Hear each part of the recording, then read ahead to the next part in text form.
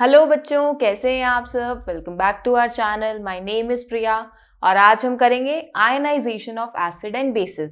Last lecture में हमने acid और बेसिस को डिफरेंशिएट किया था तीन कंसेप्ट्स के according, Arrhenius concept, Bronsted-lorry concept और ल्यूइस कंसेप्ट।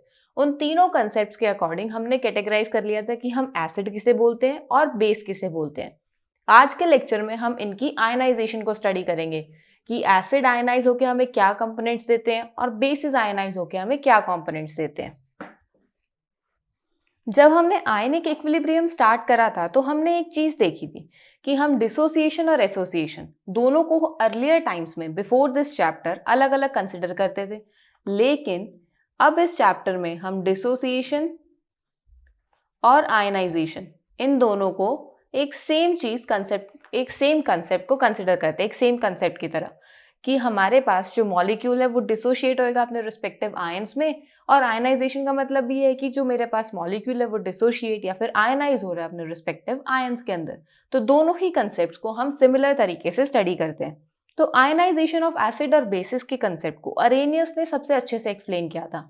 अरेनियस के अकॉर्डिंग क्या था, जो H पॉजिटिव रिलीज करेगा वो एसिड है और जो OH नेगेटिव रिलीज करेगा वो बेस है। तो हम यहाँ पर अरेनियस के कंसेप्ट को कंसिडर करके आयनाइजेशन स्टडी कर सकते हैं, because according to Arrhenius acids क्या होते हैं, which donates H positive ions, और बेसिस किसे बोलते हैं हम, base which donates OH negative ions. अब ये आयनाइज हो रहे हैं एसिड बेस, इसका मतलब है ये और कुछ नहीं, हमारे पास क्या है, इलेक्ट्रोलाइट्स। क्योंकि इलेक्ट्रोलाइट्स के बारे में हमने क्या पढ़ा था कि इलेक्ट्रोलाइट्स वो कंपोनेंट्स या वो कंपाउंड्स होते हैं जो किसी भी एक्वस सॉल्यूशन को, जैसे इनके पास कोई एक्वस सॉल्यूशन आता है, ये अपने रिस्पेक्टिव आयंस में कन्वर्ट हो जाते हैं। अब इलेक्ट्रोलाइट्स हमने दो तरीके के पढ़े थे, strong electrolyte and weak electrolyte. और अगर मैं एसिड और बेसिस को इलेक्ट्रोलाइट्स कंसिडर कर रही हूं तो यहां पर भी हमारे पास कंसेप्ट आएगा ना, स्ट्रॉन्ग एसिड और वीक एसिड का, या स्ट्रॉन्ग बेस और वीक बेस का। तो अब हम किस तरीके से एसिड और बेसिस को स्ट्रॉन्ग और वीक में कैटेगराइज करेंगे। हमने इलेक्ट्रोलाइट्स में कैसे स्ट्रॉन्ग और वीक में कैटेगराइज करा था, जो स्ट्रॉन्ग इलेक्ट्रोलाइट्स थे वो 100% आयनाइजेशन शो कर रहे थे और 100% डिसोसिएशन। लेकिन जब हम वीक इलेक्ट्रोलाइट्स को कंसिडर करते हैं तो यहां पर हमें क्या देखने को मिलता है, पार्शियल आयनाइजेशन और पार्शियल डिसोसिएशन। पार्शियल का क्या मतलब है कि मेरा जो कंपाउंड मुझे गिवन है वो कंप्लीटली आयनाइज नहीं हो रहा, उसके कुछ कंपोनेंट्स अभी भी रिएक्शन में बिल्कुल कंपाउंड की फॉर्म में ही एग्जिस्ट करते हैं और इसका कुछ पार्ट तो आयनाइज हो गया। जैसे एग्जाम्पल हमने क्या देखे थे इसमें कि अगर मैं HCl ले लूँ, HCl H पॉजिटिव और Cl नेगेटिव, कंप्लीट ब्रेक हो रहा है, दैट मीन्स HCl कैसा है, एक स्ट्रॉन्ग इलेक्ट्रोलाइट है। लेकिन अगर वहीं पर मैं CH3COOH कंसिडर करूं, जब मैं इनकी इक्विलिब्रियम रिएक्शंस को स्टडी करती हूं तो यहां मुझे मिलता है CH3CO negative plus H positive, but ये कंप्लीट नहीं होता, ये तो कंप्लीट यूज हो जाता है, 100% यूज हो जाता है ये तो। लेकिन रिएक्शन में हमारे पास जब हम इस CH3COOH की डिसोसिएशन को कंसिडर करते हैं, हमारे पास उस रिएक्शन के अंदर CH3COH भी होता है और इसके रिस्पेक्टिव आयंस भी होते हैं। दैट मीन्स यहाँ पर कैसी डिसोसिएशन हुई है, पार्शियल डिसोसिएशन हुई है। तो अगर मैं एसिड और बेसिस को strong acid, weak acid, strong base या वीक बेस में कैटेगराइज करूंगी तो उसको कैटेगराइज करने का तरीका क्या है, जो एसिड कंप्लीटली डिसोशिएट हो जाएगा अपने आयंस में, यानी कि ज्यादा H पॉजिटिव रिलीज करेगा, क्योंकि एसिड क्या करता है, H पॉजिटिव डोनेट करता है। तो जिस एसिड से मुझे ज्यादा H पॉजिटिव मिलेंगे, या फिर हम कह सकते हैं कि जितने H पॉजिटिव उन एसिड के मॉलिक्यूल से मैं निकाल सकती थी, रिलीज आउट करवा सकती थी, क्योंकि जैसे फॉर एग्जाम्पल मेरे पास HCl है, एक तरीके का एसिड, दूसरा है H2SO4 और एक है HNO3। अगर मैं इन तीनों एसिड्स का 1 मोल कंसिडर करूं तो मुझे यहाँ पे क्या पता है कि मुझे HCl से 1 मोल ऑफ H पॉजिटिव मिल सकता है, H2SO4 से मुझे 2 moles of H positive ions मिल सकते हैं और HNO3 से मुझे 1 मोल ऑफ H पॉजिटिव मिल सकता है, जब मैं इनका सबका 1 मोल कंसिडर करूंगी।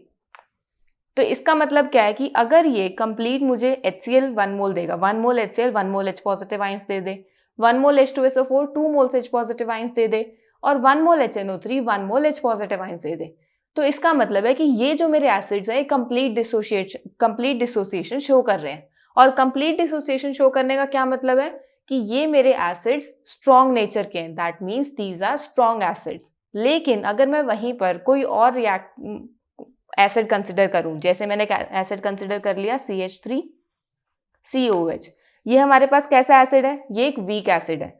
जब मैं इसकी आयनाइजेशन को स्टडी करती हूँ तो मुझे यहाँ मैंने 1 मोल कंसिडर करा, मुझे यहाँ कंप्लीट 1 मोल नहीं, लेट से 1 मोल से जितनी भी value x moles of H positive मिल रहे हैं विच इज लेस देन 1, या फिर हम कह सकते हैं कि अगर मैंने यहाँ पर y मोल CH3COH कंसिडर करे हैं और उससे मुझे x mole of H positive ions मिल रहे हैं और ये जो x मोल्स है it is less than y moles, this means that कि मेरे पास जो जितना CH3COH था वो कंप्लीटली डिसोशिएट नहीं हुआ है, वो अभी भी कुछ अनडिसोशिएटेड फॉर्म में एग्जिस्ट कर रहा है।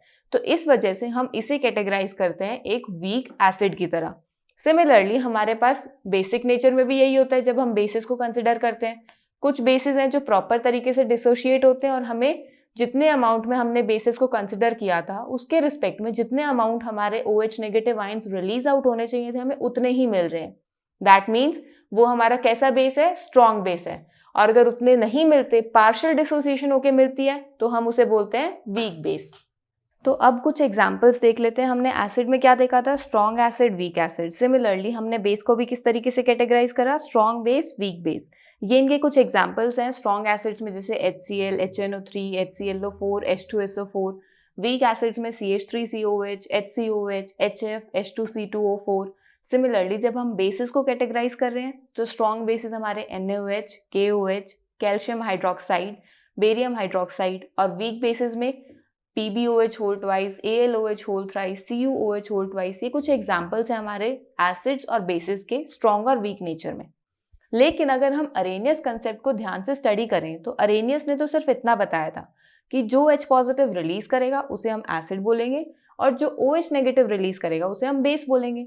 पर उसने कहीं पर स्ट्रॉन्ग और वीक बेस का तो कंसेप्ट नहीं लेकर आया था वो, क्योंकि उसके अकॉर्डिंग स्ट्रॉन्ग और वीक तो एग्जिस्ट ही नहीं करते थे। उसने सिर्फ एसिड और बेसिस को कैटेगराइज किया था। स्ट्रॉन्ग और वीक एसिड्स यानी एक तरीके से हम क्या स्टडी करने की कोशिश कर रहे हैं, strength of acid and basis. वो हमारे पास जो स्ट्रेंथ का वर्ड आया था वो किसने इंट्रोड्यूस करा था, ब्रॉन्स्टेड-लॉरी कंसेप्ट ने।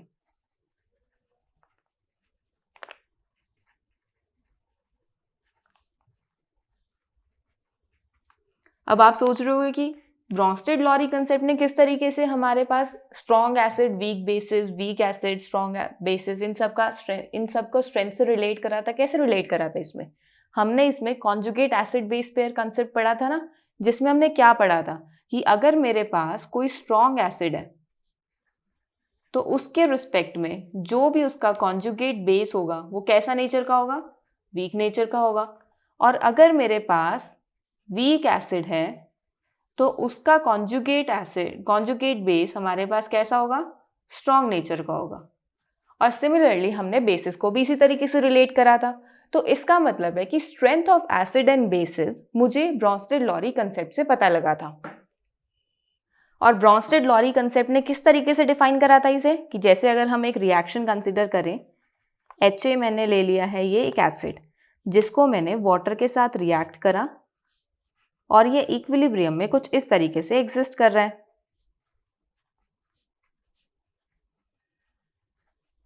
ये मेरे पास इसकी एग्जिस्टेंस आ रही है और यहाँ पर मेरे पास ये जो HA है ये H पॉजिटिव रिलीज कर रहा है। दैट मीन्स ये मेरे पास क्या है, एसिड, और ये इसका रिस्पेक्टिव क्या है, कॉन्जुगेट बेस।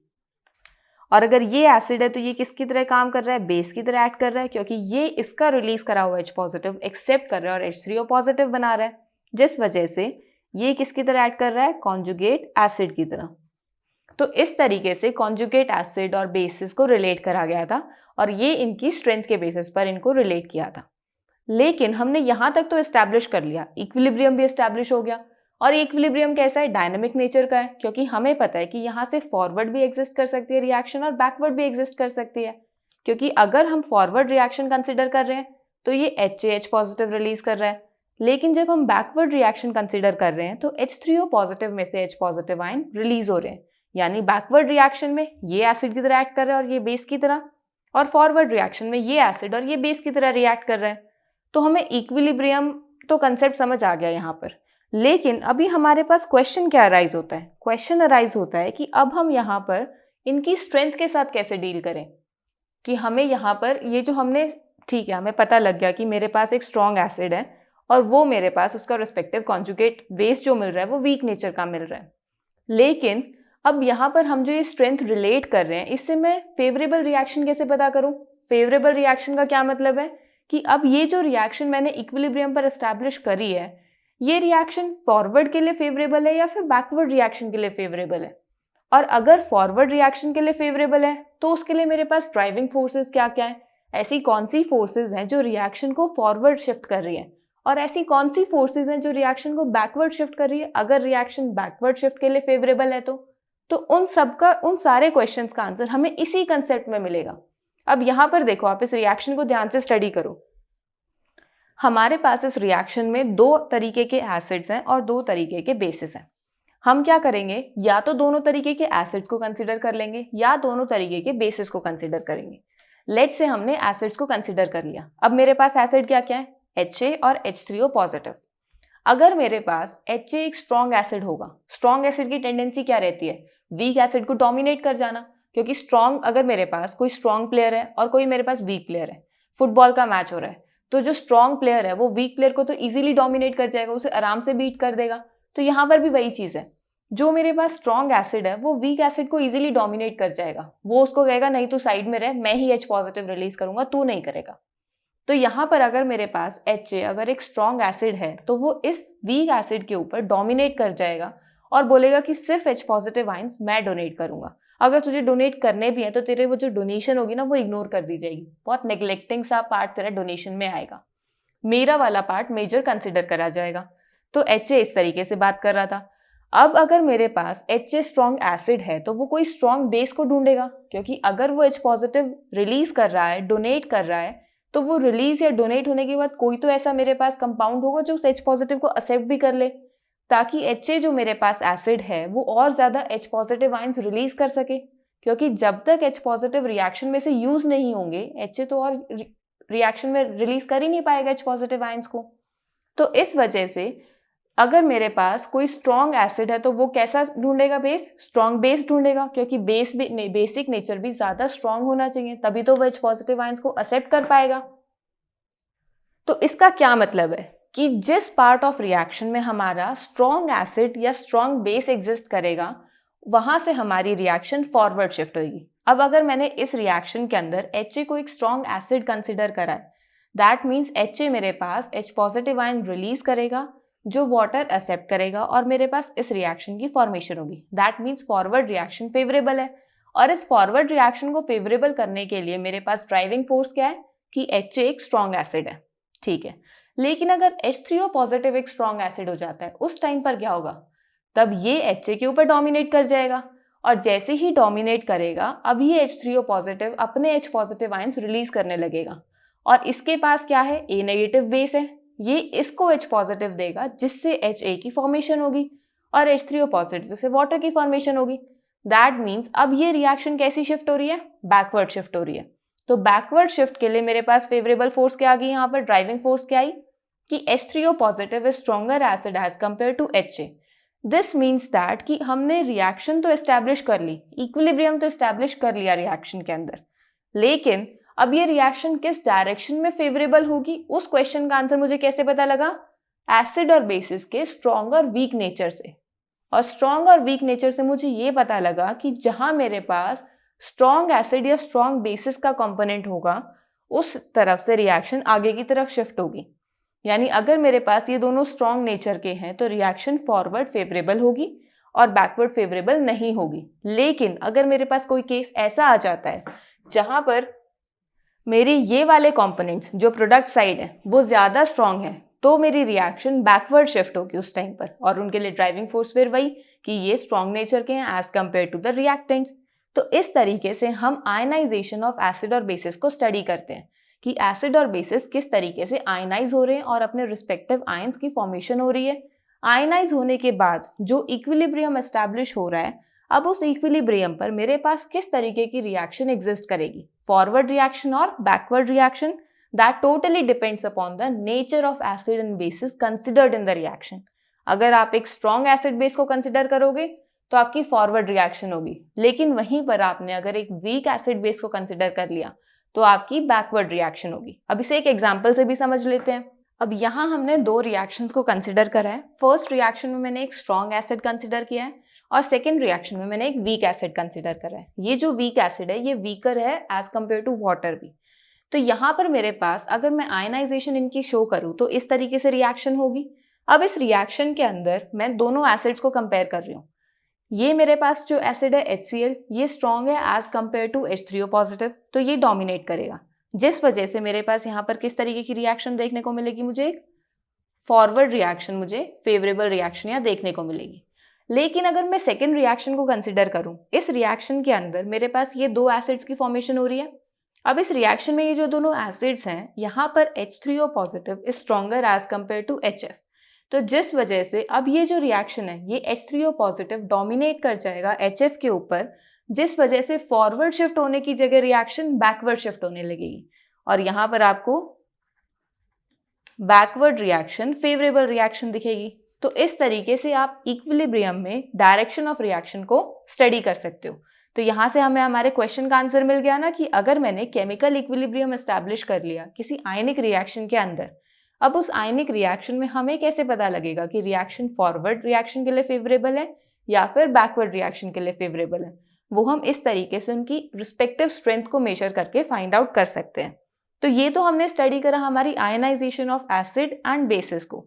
अब हम बात करते हैं हमारे आयनाइजेशन ऑफ वाटर को, क्योंकि वाटर हमारे पास एक ऐसा मॉलिक्यूल है जो एसिड की तरह भी एक्ट करता है और बेसिस की तरह भी एक्ट करता है। हमने लास्ट लेक्चर में स्टडी करा था ना उसे, और साथ में हम उसके आयनिक प्रोडक्ट को कंसिडर करेंगे। अब आप सब सोच रहे होंगे कि मैम ये आयनिक प्रोडक्ट क्या है।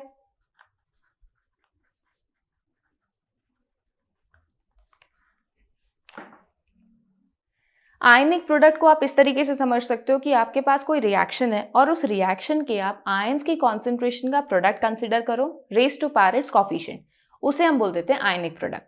अभी आपको ये और क्लियर होगा जैसे जैसे हम इसे आगे स्टडी करेंगे। तो स्टार्ट करते हैं। The ionisation constant of water and its ionic product. Ionic product को हमने किस तरीके से डिफाइन करा था, product of concentration of ions in a reaction raise to power its stoichiometric coefficients.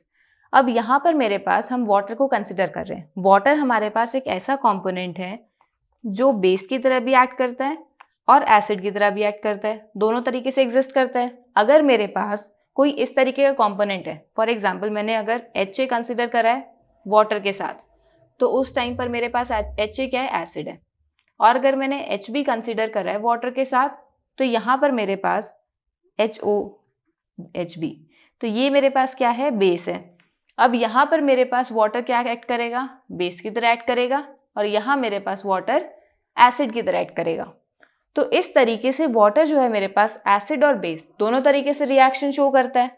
तो इसका मेरे पास कुछ डिफरेंट कॉन्सेप्ट होगा, तो वो कॉन्सेप्ट देखते हैं कि हमारे पास वाटर को हम स्पेशल क्यों स्टडी करते हैं। इसीलिए स्पेशल स्टडी करते हैं वाटर को, क्योंकि वाटर एसिड और बेस दोनों तरीके से एग्जिस्ट करता है। ये तो हो गया कि उसके रिस्पेक्ट में कुछ हमारे पास एसिड या बेस गिवन हो तब वो इस तरीके से रिएक्ट करता है।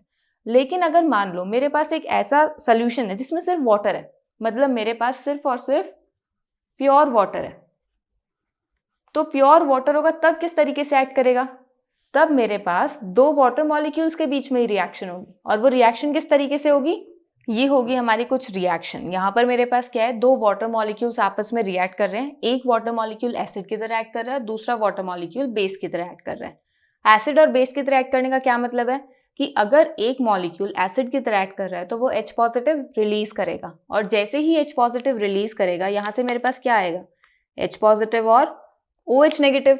तो जो ये H पॉजिटिव रिलीज कर रहा है वो H पॉजिटिव बेस एक्सेप्ट कर लेगा, क्योंकि अकॉर्डिंग टू हमारे पास जो हमने कंसेप्ट स्टडी करे थे, अरेनियस कंसेप्ट, ब्रॉन्स्टेड-लॉरी कंसेप्ट और ल्यूइस कंसेप्ट, उसमें ब्रॉन्स्टेड-लॉरी कंसेप्ट में क्या था कि जो आपका H पॉजिटिव एक्सेप्ट कर लेगा उसे हम क्या कहते हैं, बेस।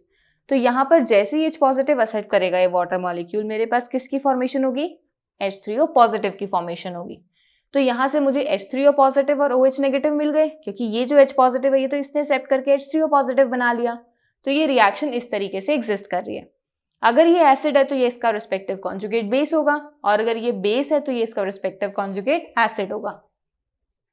तो अब इस रिएक्शन के अंदर अगर हम इस रिएक्शन का इक्विलिब्रियम कांस्टेंट फाइंड आउट करें, क्योंकि ये क्या है? इक्विलिब्रियम है हमारे पास रिएक्शन में, तो इसका इक्विलिब्रियम कांस्टेंट K किसके इक्वल होगा? हम जब इक्विलिब्रियम कांस्टेंट को स्टडी कर रहे थे तो हमने क्या देखा था कि इक्विलिब्रियम कांस्टेंट हम हमेशा एक्वस और गैसियस स्टेट के लिए ही कंसिडर करते हैं, क्योंकि लिक्विड और सॉलिड स्टेट्स में हमें उतना सिग्निफिकेंट चेंज ऑब्जर्व नहीं होता। तो यहाँ पर आपके पास प्रोडक्ट साइड में क्या है? एक्वस स्टेट्स हैं, और रिएक्टेंट साइड में क्या है? लिक्विड फॉर्म है। ये कैसी है? प्योर लिक्विड है। तो जिस वजह से हम इसे कंसिडर नहीं करेंगे इक्विलिब्रियम कांस्टेंट फाइंड आउट करते हुए, हम सिर्फ प्रोडक्ट्स की कॉन्सेंट्रेशन को कंसिडर करेंगे। तो मेरे पास यहाँ पर इक्विलिब्रियम कांस्टेंट क्या होगा? H3O पॉजिटिव की कॉन्सेंट्रेशन इंटू OH नेगेटिव की कॉन्सेंट्रेशन। ये है मेरे पास इसका इक्विलिब्रियम कांस्टेंट। अब यहाँ आप ध्यान से देखो, H3O पॉजिटिव और OH नेगेटिव दोनों ही क्या है मेरे पास? आयंस। और एक तरीके से ये क्या हो रहा है? आयंस की कॉन्सेंट्रेशन का प्रोडक्ट है, and raise to power its stoichiometric coefficient 1 है। तो हमने जब आयनिक प्रोडक्ट स्टडी करा था तो क्या पढ़ा था? Product of concentration of ions in a reaction raise to power its stoichiometric coefficients, और यहाँ पर भी हमने वही लिखा है। तो हम ये कह सकते हैं ना कि ये हमारे पास क्या है? आयनिक प्रोडक्ट ऑफ वाटर। और आयनिक प्रोडक्ट ऑफ वाटर को हम KW से रिप्रेजेंट करते हैं। दिस मीन्स दैट कि KW किसके इक्वल आ रहा है? H3O positive into OH negative. अब ये जो H3O पॉजिटिव है ये क्या है एक्चुअल में? H3O पॉजिटिव हमारे पास H पॉजिटिव और OH H2O ही तो है, जिसमें H2O तो क्या है? लिक्विड। तो हम सिर्फ H पॉजिटिव लिख सकते हैं इसको। This means that KW is equals to H positive into OH negative. ये हमारे पास आयनिक प्रोडक्ट ऑफ वाटर आ जाता है। और ये था हमारे पास इसका इक्विलिब्रियम कांस्टेंट, जिसे आप आयनाइजेशन कांस्टेंट भी बोल सकते हो। अब हम इसे आयनाइजेशन कांस्टेंट क्यों बोल रहे हैं? हमने इसका एक और नाम क्या दिया है? Ionisation constant. क्योंकि ये रिएक्शन कैसी है? आयनाइजेशन रिएक्शन है। जब हम इक्विलिब्रियम रिएक्शन में K को इक्विलिब्रियम कांस्टेंट बोल सकते हैं, तो आयनाइजेशन रिएक्शन में इसे आयनाइजेशन कांस्टेंट भी तो बोल सकते हैं। और ये K हमारे पास किसके इक्वल आ रहा है? KW के इक्वल आ रहा है। दैट मीन्स कि वाटर के केस में ionic product, ionisation constant, dissociation constant, equilibrium constant, ये सब सेम चीज ही रिप्रेजेंट करते हैं। और हमने जब इक्विलिब्रियम कांस्टेंट के फीचर्स को स्टडी करा था तब हमने देखा था ना कि इक्विलिब्रियम कांस्टेंट टेम्परेचर पर डिपेंड करता है। दिस मीन्स दैट कि हमारा जो ये आयनिक प्रोडक्ट KW है ये भी टेम्परेचर पर डिपेंड करेगा। सो KW डिपेंड्स अपॉन टेम्परेचर, क्योंकि ये जो आयनिक प्रोडक्ट है आपका, ये आयनाइजेशन कांस्टेंट और इक्विलिब्रियम कांस्टेंट से ही आया है, बिल्कुल सेम है। यहाँ पर ये भी तो एक तरीके से एक इक्विलिब्रियम कांस्टेंट ही तो है। तो इस वजह से हम बोलते हैं कि KW भी हमारा टेम्परेचर पर डिपेंड करता है। अब हमने इस रिएक्शन को एक्सपेरिमेंटली स्टडी करा। किस टेम्परेचर पर स्टडी करा? 298 केल्विन पर हमने इस रिएक्शन को स्टडी करा। और इस रिएक्शन को स्टडी करने पे मुझे क्या पता लगा कि जो H पॉजिटिव आयन की कॉन्सेंट्रेशन है वो है हमारे पास 1 × 10⁻⁻7 मोलर।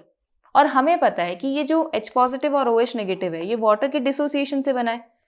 वाटर H पॉजिटिव और OH नेगेटिव में डिसोशिएट होता है। अगर मेरे पास 1 मोल वाटर है तो मेरे से वहां पर 1 mole of H positive ions की फॉर्मेशन होगी मुझे, और 1 moles of OH negative ion की फॉर्मेशन मिलेगी मुझे।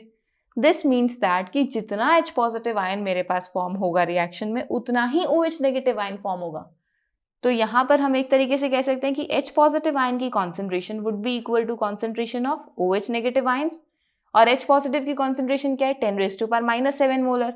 तो OH नेगेटिव की अभी हमारी सेम कॉन्सेंट्रेशन होगी। तो यहाँ से मैं इक्विलिब्रियम कांस्टेंट या फिर आयनिक product of water find out कर सकते हैं ना, H positive into OH negative. बस ये कॉन्सेंट्रेशन ही तो पुट करनी है, 1 × 10⁻⁻7 इंटू 1 × 10⁻⁻7। यहाँ से Kw की वैल्यू क्या आ रही है 10⁻⁻14 और ये क्या है मेरे पास, ये भी मोलर है, ये भी मोलर है, मोलर स्क्वायर। सो Kw की वैल्यू क्या आ रही है 10⁻14 मोलर स्क्वायर। ये है हमारे पास आयनिक प्रोडक्ट ऑफ वाटर। जरूरी नहीं आपको ये हमेशा यूनिट्स में ही दे रखा हो, कई बार डायरेक्ट दे देते हैं कि Kw of water is equal to 10⁻14, तो कंफ्यूज नहीं होना कि मोलर स्क्वायर तो बोला ही नहीं है तो हम इसको Kw कंसिडर करें या नहीं करें। सीधा भी गिवन होता है कई बार क्वेश्चंस में, आप इसको इस तरीके से भी कंसिडर कर सकते हो। अब हमने आयनाइजेशन ऑफ वाटर को तो स्टडी कर लिया, लेकिन हमारे दिमाग में एक क्वेश्चन तो आता है ना कि अगर मेरे पास कोई सोल्यूशन गिवन है तो हमें पता कैसे लगेगा कि ये एसिडिक सोल्यूशन है या बेसिक सोल्यूशन है, क्योंकि हमने क्या बोला कि वो कॉन्सेंट्रेशन पे डिपेंड करता है, पर किस तरीके से पता लगेगा उसका आंसर देने के लिए हमें पता करनी पड़ेगी कि हमारे पास किस आयन की कॉन्सेंट्रेशन कितनी है। हमारे पास एसिड्स में क्या होता है, एसिड हमारे क्या रिलीज करते हैं H पॉजिटिव आयंस और बेसिस क्या रिलीज करते हैं OH नेगेटिव आयंस। तो इन दोनों की कॉन्सेंट्रेशंस को जब हम कंपेयर करेंगे तब हमें पता लगेगा कि मेरे पास जो सोल्यूशन है वो एसिडिक नेचर का है, बेसिक नेचर का है या न्यूट्रल है। क्योंकि हमारे पास सोल्यूशन तीन ही टाइप से हो सकते हैं, या तो वो सोल्यूशन एसिडिक नेचर का हो, या वो सोल्यूशन बेसिक नेचर का हो, या फिर वो सोल्यूशन न्यूट्रल नेचर का हो।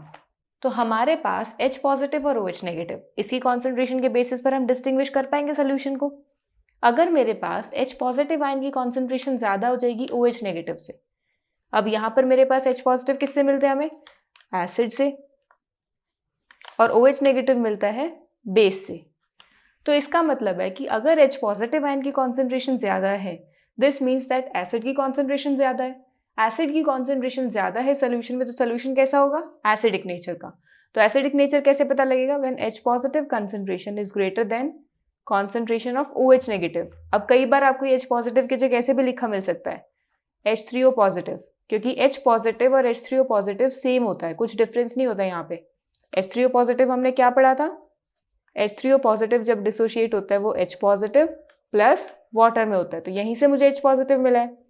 तो इस H पॉजिटिव की जगह मैं H3O पॉजिटिव भी लिख सकती हूँ।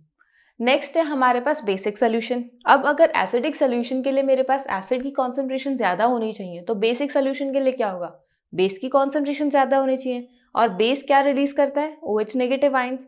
दिस मीन्स दैट कि जब हम बेसिक सोल्यूशन की बात करेंगे तो मेरे पास OH नेगेटिव की कॉन्सेंट्रेशन ज़्यादा होनी चाहिए as compare to H positive.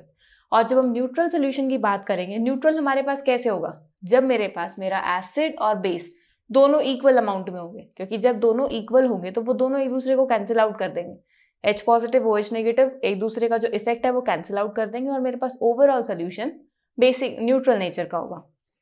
So H positive की concentration is equals to concentration of OH negative, तब हमारे पास सोल्यूशन कैसा होगा, न्यूट्रल। तो ये तीन टाइप के सोल्यूशंस हमने स्टडी करे, एसिडिक, बेसिक एंड न्यूट्रल। अब जब हम इन्हें इन सोल्यूशंस को एक्सप्रेस करेंगे तो एक्सप्रेस किस फॉर्म में करेंगे, इन कॉन्सेंट्रेशंस की फॉर्म में तो करेंगे। जैसे अगर मान लो H पॉजिटिव आयन की कॉन्सेंट्रेशन है, एसिडिक सोल्यूशन को मुझे एक्सप्रेस करना है, मुझे कॉन्सेंट्रेशन दे रखी है 4 × 10⁻⁻6 मोलर, या फिर दे रखी है 10⁻⁻7 मोलर, या दे रखी है आपको 10⁻3 मोलर। ये क्या है, मोलैरिटी में कॉन्सेंट्रेशन फॉर्म में एक्सप्रेस कर रही हूँ। बेसिक सोल्यूशन एक्सप्रेस करना हुआ तो OH नेगेटिव आयन की कॉन्सेंट्रेशन दे रखी है मुझे 5 × 10⁻11 मोलर, 7 × 10⁻10 मोलर, इस तरीके से कॉन्सेंट्रेशंस गिवन है। या फिर मेरे को कोई कुछ भी है, मुझे कॉन्सेंट्रेशन की फॉर्म में गिवन है H पॉजिटिव OH नेगेटिव, तो यहाँ से मैं क्या बता रही हूँ कि H पॉजिटिव की एसिडिक कॉन्सेंट्रेशन हम इस तरीके से बताते हैं, बेसिक कॉन्सेंट्रेशन इस तरीके से बताते हैं। पर ये थोड़ा इनकन्वीनियंट सा नहीं है, क्योंकि हमेशा हम मोलैरिटी को देख के तो नहीं बता सकते ना कि सोल्यूशन एसिडिक है या बेसिक है, क्योंकि कभी कभार ऐसे हो सकता है कि मेरे पास सोल्यूशन मोलैरिटी में मुझे कुछ और लग रहा हो और एक्चुअल में वो सोल्यूशन कुछ और हो, क्योंकि मुझे तो कंपेयर करना है ना। चलो ठीक है, हम कंपेयर करके बता देंगे, लेकिन अगर मेरे पास सिर्फ H पॉजिटिव आयंस की कॉन्सेंट्रेशन हो तब हम क्या करेंगे, तो उस टाइम पर उसको थोड़ा कन्वीनियंट फॉर्म में एक्सप्रेस करने के लिए हम एक स्केल यूज करते हैं, pH स्केल। क्या यूज करते हैं हम, pH स्केल। अब pH स्केल ने ना इस चीज को, एसिडिक, बेसिक और न्यूट्रल सोल्यूशन को एक्सप्रेस करने के लिए ना एक बहुत इजी सा मेथड बताया है।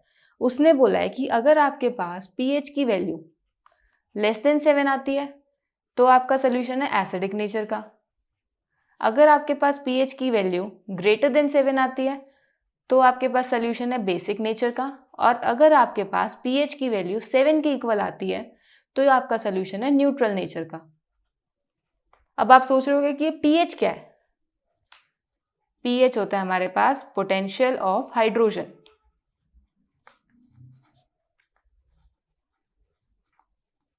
पोटेंशियल ऑफ हाइड्रोजन का क्या मतलब है कि जब हम pH कैलकुलेट करेंगे तो वो हम H पॉजिटिव आयन की कॉन्सेंट्रेशन को यूज करके करेंगे। तो अब हमने ये तो समझ लिया कि हमारे पास pH से हम किस तरीके से सोल्यूशन को एसिडिक, बेसिक और न्यूट्रल में कैटेगराइज कर सकते हैं, पर अब इस pH को फाइंड आउट कैसे करेंगे वो भी तो आना चाहिए ना, क्योंकि हमें कॉन्सेंट्रेशंस तो गिवन होती है, तो इनको तो रिलेट करना फिर भी ईजी है। ठीक है, हमने रिलेट कर लिया। हमें pH स्केल की नीड कहाँ पर आई? हमें नीड वहाँ आई जब हमें सिर्फ सिंगल कॉन्सेंट्रेशन गिवन हो। तब हम कैसे बताएंगे कि सोल्यूशन एसिडिक है, बेसिक है या न्यूट्रल है? तो उस चीज़ के लिए हमने pH स्केल फाइंड आउट करा। अब उस कॉन्सेंट्रेशन से हमें pH की वैल्यू भी तो फाइंड आउट करनी है ना, तो वो कैसे फाइंड आउट करेंगे हम? चलो अब उसे देखते हैं। सो pH स्केल को हम डिफाइन कैसे करेंगे? Hydronium ion concentration in molarity is more conveniently expressed on a logarithmic scale called as pH scale. Hydronium ion concentration क्या है? हाइड्रोनियम आयन है हमारे पास H positive ion. H positive ion हम कैसे एक्सप्रेस करते हैं? मोलैरिटी में उसकी कॉन्सेंट्रेशन को एक्सप्रेस करते हैं। अब उसकी कॉन्सेंट्रेशन को मोलैरिटी में एक्सप्रेस करना एक इनकन्वीनियंट सा मेथड है अगर हम उसके एसिडिक, बेसिक या न्यूट्रल सोल्यूशन की बात कर रहे हैं। तो उसको कन्वीनियंटली हम लॉगरिथमिक स्केल पे एक्सप्रेस करते हैं और उस लॉगरिथमिक स्केल को हम बोलते हैं pH स्केल। pH स्केल के अंदर आपके पास वैल्यूज होती हैं 0 to 14। ये होता है आपके पास pH स्केल अपना, जिसके अंदर आपके पास अगर 0 to 7 के बीच में pH आती है तो वो आपके पास एसिडिक सोल्यूशन होता है। अगर आपकी pH 7 आती है तो न्यूट्रल सोल्यूशन होता है, और अगर आपकी pH 7 to 14 आती है तो आपका सोल्यूशन बेसिक नेचर का होता है। चलो ठीक है, हमने डेफिनेशन पढ़ ली। अब हम इसको लॉगरिथमिक स्केल में एक्सप्रेस कैसे करेंगे? हमें यूज क्या करना है? Concentration of H positive ions. तो बस pH को हमें उसके नेगेटिव लॉगरिथमिक पार्ट में एक्सप्रेस करना है। तो कैसे एक्सप्रेस करेंगे? pH is equals to negative log of H positive ion concentration. यानी कि अगर आपको H पॉजिटिव आयन की कॉन्सेंट्रेशन गिवन है तो उसका नेगेटिव लॉग आप कैलकुलेट करोगे तो आपके पास pH की वैल्यू आ जाएगी। जैसे फॉर एग्जाम्पल आपको एक सोल्यूशन दे रखा है, HCl दे रखा है आपको, और उसकी कॉन्सेंट्रेशन गिवन है 10⁻⁻² मोलर। HCl की कॉन्सेंट्रेशन का क्या मतलब है? HCl कैसे टूटता है? H positive plus Cl negative. अब ये इसके आयन से तो है। अब HCl क्या है? पूरा का पूरा डिसोशिएट हो रहा है। तो यहाँ अगर वो -10⁻² मोलर में था इनिशियली, कंप्लीट डिसोशिएट हो रहा है, तो इसका मतलब क्या है? इनिशियली तो ये दोनों जीरो थे। कंप्लीट डिसोसिएशन होने का क्या मतलब है? कि सारा का सारा ब्रेक हो गया, यानी यहाँ से पूरा का पूरा 10⁻² मोलर यूज हो गया, और वो यूज होके क्या फॉर्म कर रहा है? वो फॉर्म कर रहा है H पॉजिटिव और Cl नेगेटिव। अगर 1 मोल HCl के लिए 10⁻² मोलर ब्रेक हुआ है तो 1 मोल H पॉजिटिव के लिए 10⁻² मोलर फॉर्म होगा, और Cl नेगेटिव के लिए भी 10⁻² मोलर फॉर्म होगा। तो यहाँ से मुझे क्या पता लगा कि मेरे पास ओवरऑल सोल्यूशन में HCl की कॉन्सेंट्रेशन तो बची 0, H पॉजिटिव आयन की आई 10⁻² मोलर और Cl नेगेटिव की आई 10⁻² मोलर। और हमें pH फाइंड आउट करने के लिए क्या यूज करना होता है? H पॉजिटिव आयन कॉन्सेंट्रेशन, क्योंकि हमारे pH का फॉर्मूला तो ये है। तो अब हम यहाँ पर pH कैसे फाइंड आउट करेंगे? H पॉजिटिव आयन कॉन्सेंट्रेशन हमें पता लग गई 10⁻² मोलर, तो बस इसको यूज करके हम pH फाइंड आउट कर लेंगे। pH is equals to minus log of H positive. H positive कितना गिवन है? 10⁻²। अब लॉग कैसे कैलकुलेट करेंगे हम? अगर आपको लॉग 10⁻x गिवन है, कोई भी पावर आपको गिवन होती है, सबसे पहले तो पावर आ जाती है बाहर। हम इसको लिखते हैं x log 10, और log 10 की वैल्यू होती है आपके पास 1। तो यहां से आपके पास log 10⁻x क्या आएगा? x into 1 that is equal to x। तो यहां पर हमारे पास क्या होगा? pH is equals to minus, ये -2 बाहर आ जाएगा, -2 log 10, क्योंकि पावर क्या आपके पास? -2।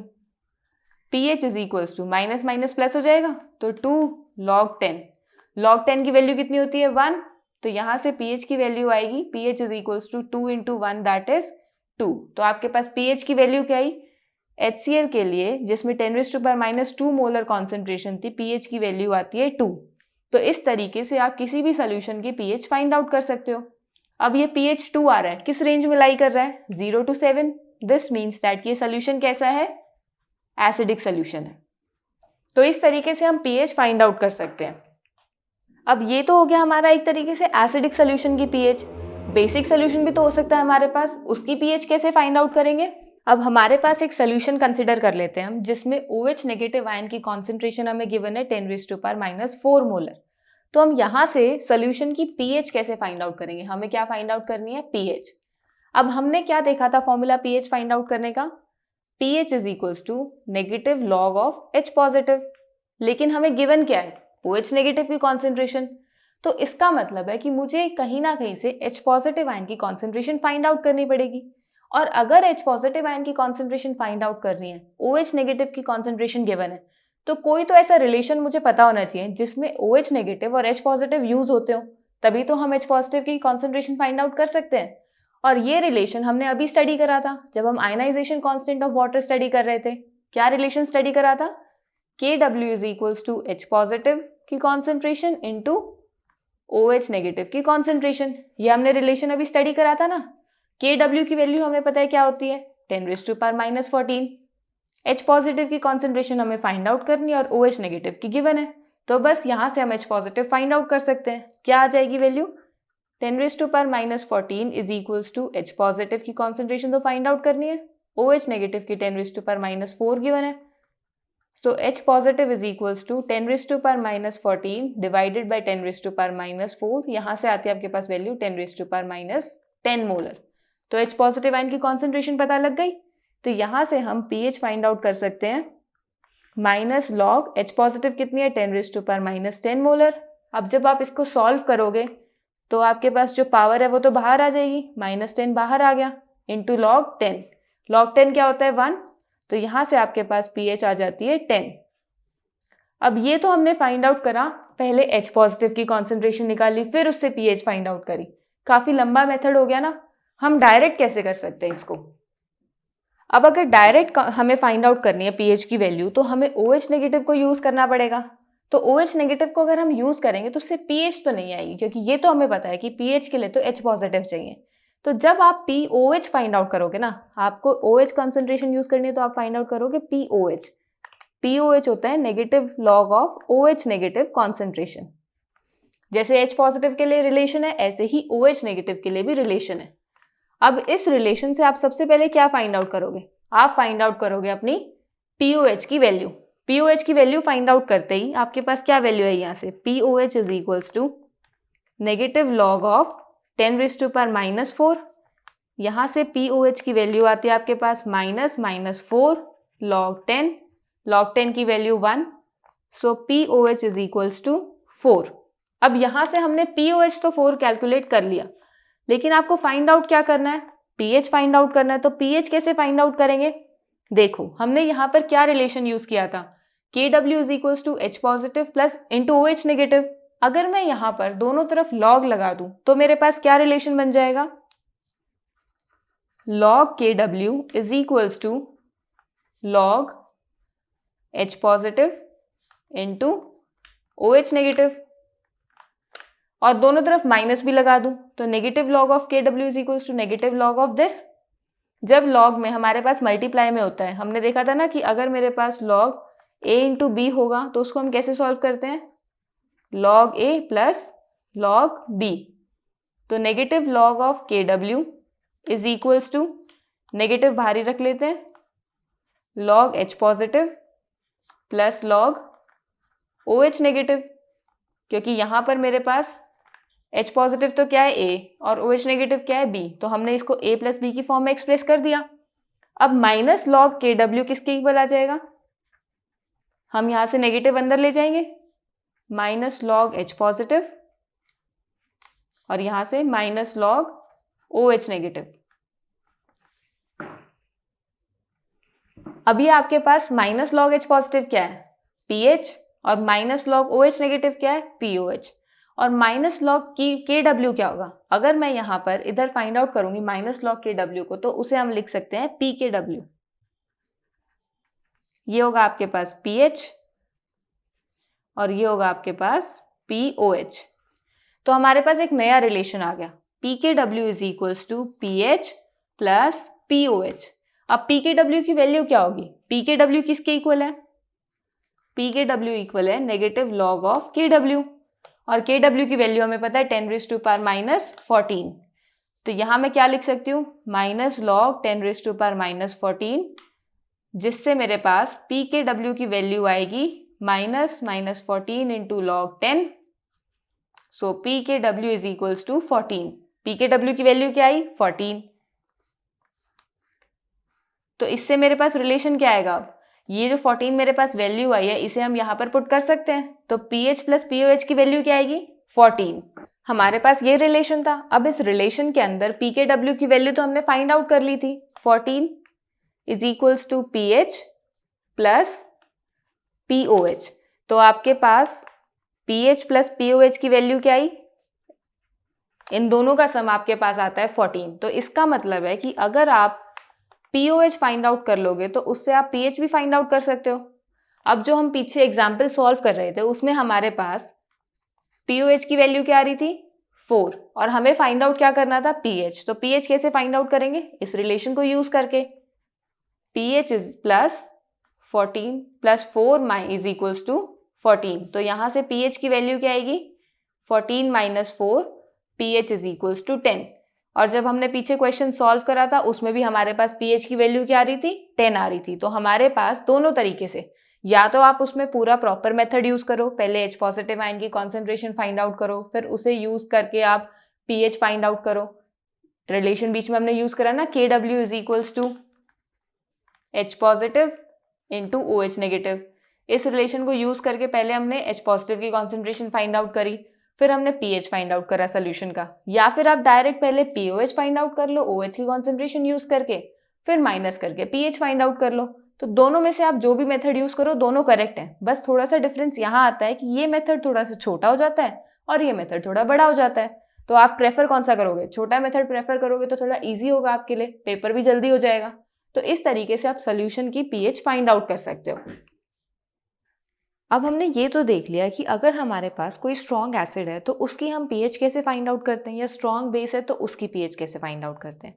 जैसे अगर हमारे पास कोई स्ट्रॉन्ग एसिड है तो स्ट्रॉन्ग एसिड की पीएच फाइंड आउट करने के लिए हम डायरेक्ट उसकी कॉन्सेंट्रेशन यूज़ कर सकते हैं, क्योंकि स्ट्रॉन्ग एसिड, जैसे फॉर एग्जाम्पल HCl हमारे पास एक स्ट्रॉन्ग एसिड है, ये किस तरीके से आयनाइज होता है? ये आयनाइज होता है H पॉजिटिव आइंस और Cl नेगेटिव आइंस में, जैसे इसे एक्वस कंडीशंस प्रोवाइड होती हैं। अब जितना हमारे पास यहाँ पर HCl की कॉन्सेंट्रेशन होगी, लेट से हमारे पास यहाँ HCl की कॉन्सेंट्रेशन है 10⁻⁻5 मोलर, तो ये कंप्लीट आयनाइज होगा। इसका मतलब है कि हमें H पॉजिटिव आयन की कॉन्सेंट्रेशन भी 10⁻⁻5 मोलर ही मिलेगी। किस तरीके से? कि जैसे इनिशियली हमारे पास ये रिएक्शन इस तरीके से थी, ये इस तरीके से एग्जिस्ट करती है। हमारे पास इनिशियली HCl की कॉन्सेंट्रेशन थी 10⁻⁻5, वाटर हम कंसिडर नहीं करते और प्रोडक्ट्स तो हमारे पास 0 थे, क्योंकि इनिशियली तो हमारे पास जो आयनाइजेशन प्रोसेस था वो स्टार्ट नहीं हुआ था। लेकिन जैसे जैसे रिएक्शन फॉरवर्ड शिफ्ट करती गई, ये कंप्लीट डिसोशिएट हो जाएगा अपने आयंस में, क्योंकि ये कैसा एसिड है? एक स्ट्रॉन्ग एसिड है। तो यहाँ पर मेरे पास 10⁻⁻5 मोलर कंप्लीट डिसोशिएट हो जाएगा, जिस वजह से अगर 1 मोल के लिए 10⁻⁻5 मोलर डिसोशिएट हो रहा है तो 1 मोल के लिए 10⁻⁻5 मोलर की फॉर्मेशन होगी। और सिमिलरली यहाँ पर भी आपको 10⁻⁻5 मोलर की फॉर्मेशन मिलेगी। तो इसका क्या मतलब है आपके पास कि HCl की तो 0 कॉन्सेंट्रेशन बचेगी, लेकिन H पॉजिटिव आयन 10⁻⁻5 मोलर मिलेंगे। तो आप इस कॉन्सेंट्रेशन को डायरेक्टली अपने पीएच के फॉर्मूला में पुट करके पीएच फाइंड आउट कर सकते हो।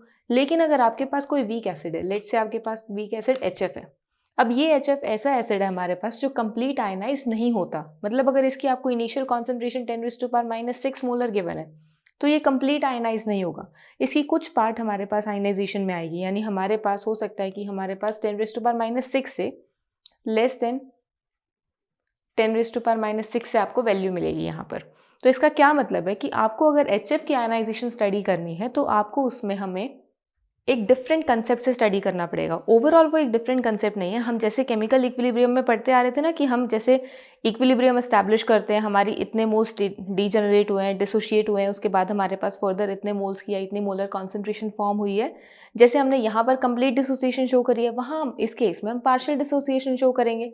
तो इसी पार्शियल डिसोसिएशन को स्टडी करने के लिए हम स्टडी करेंगे ionization of weak acid. Weak acid की आयनाइजेशन को हम कैसे स्टडी करेंगे? सबसे पहले तो हमें पता है कि आयनाइजेशन कैसे होती है।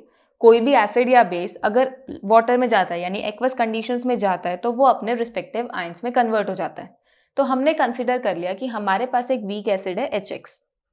ये एसिड फिलहाल अपनी जैसे इसको वाटर कंडीशंस मिलेंगी यानी कि एक्वस कंडीशंस मिलेंगी, ये कन्वर्ट हो जाएगा मेरे पास अपने रिस्पेक्टिव आयंस में H positive plus X negative ions. अब यहाँ पर मेरे पास हम वाटर को कैसे लेते हैं? एक्सेस में लेते हैं। आप चाहे इसकी कितनी कॉन्सेंट्रेशन ले लो उस पर फर्क नहीं पड़ेगा। अगर आपने थोड़ा वाटर लिया तब भी आपका HX ब्रेक होगा और आपने बहुत सारा वाटर लिया तब भी आपका HX ब्रेक होगा।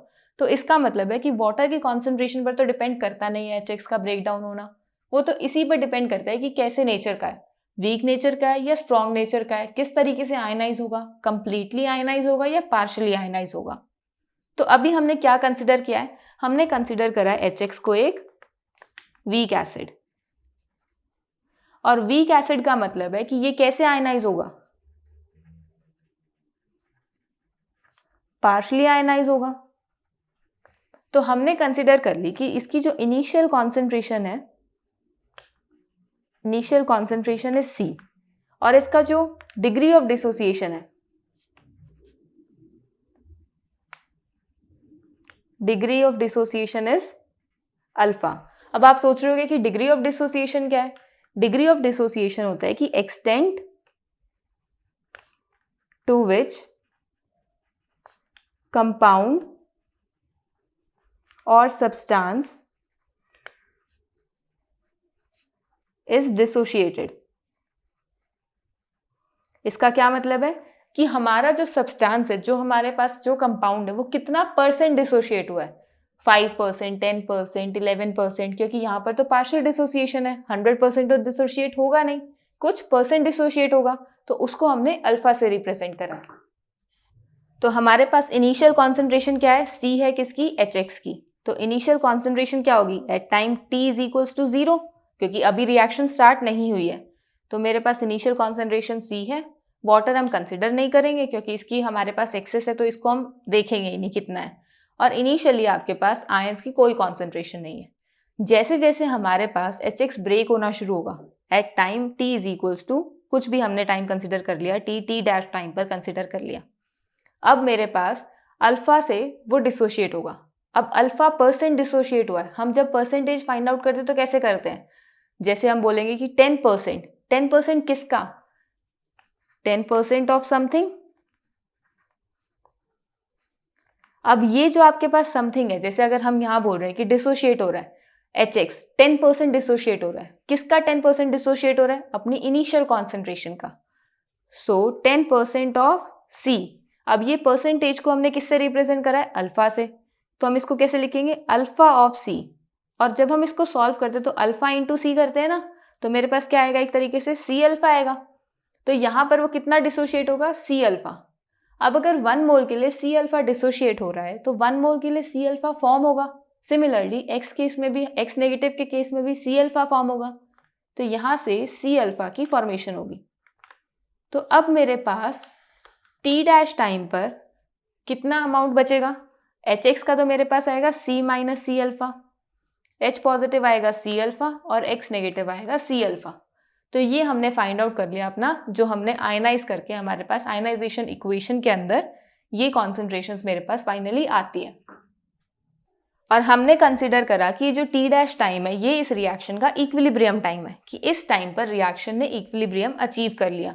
अगर रिएक्शन ने इक्विलिब्रियम अचीव करा है तो रिएक्शन का इक्विलिब्रियम कांस्टेंट भी तो फाइंड आउट कर सकते हैं हम।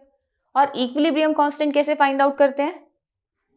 K is equals to product की कॉन्सेंट्रेशन डिवाइडेड बाय रिएक्टेंट्स की concentration raise to power its coefficient. अब प्रोडक्ट्स मेरे पास क्या है? H पॉजिटिव और X नेगेटिव। इनकी कॉन्सेंट्रेशन हमने फाइंड आउट करी है, तो बस इनकी कॉन्सेंट्रेशन आप यूज करोगे यहाँ पर। Divided by C minus C alpha. तो यहाँ से मेरे पास K की वैल्यू क्या आएगी, C alpha square bye C into 1 minus alpha, C common ले लिया, तो यहाँ से मेरे पास K की वैल्यू आ रही है C alpha square by 1 minus alpha, एक C से एक C कैंसिल हो जाएगा। तो अब ये जो मेरे पास K की वैल्यू आ रही है C alpha square by 1 minus alpha, इस K को मैं KA भी लिख सकती हूँ, क्योंकि हमारे पास यहाँ पर क्या हो रहा है, एक तरीके से एसिड की डिसोसिएशन हो रही है। तो एसिड की डिसोसिएशन के लिए मैंने जो इसमें आयनाइजेशन कांस्टेंट यूज करा उसको मैंने Ka से रिप्रेजेंट कर लिया कि डिसोसिएशन कांस्टेंट ऑफ एसिड हमारे पास Ka हो जाएगा। तो ये हमारे पास एक रिलेशन आ गया हमारा डिसोसिएशन कांस्टेंट ऑफ एसिड के लिए, जहां पर हमारा Ka क्या है, डिसोसिएशन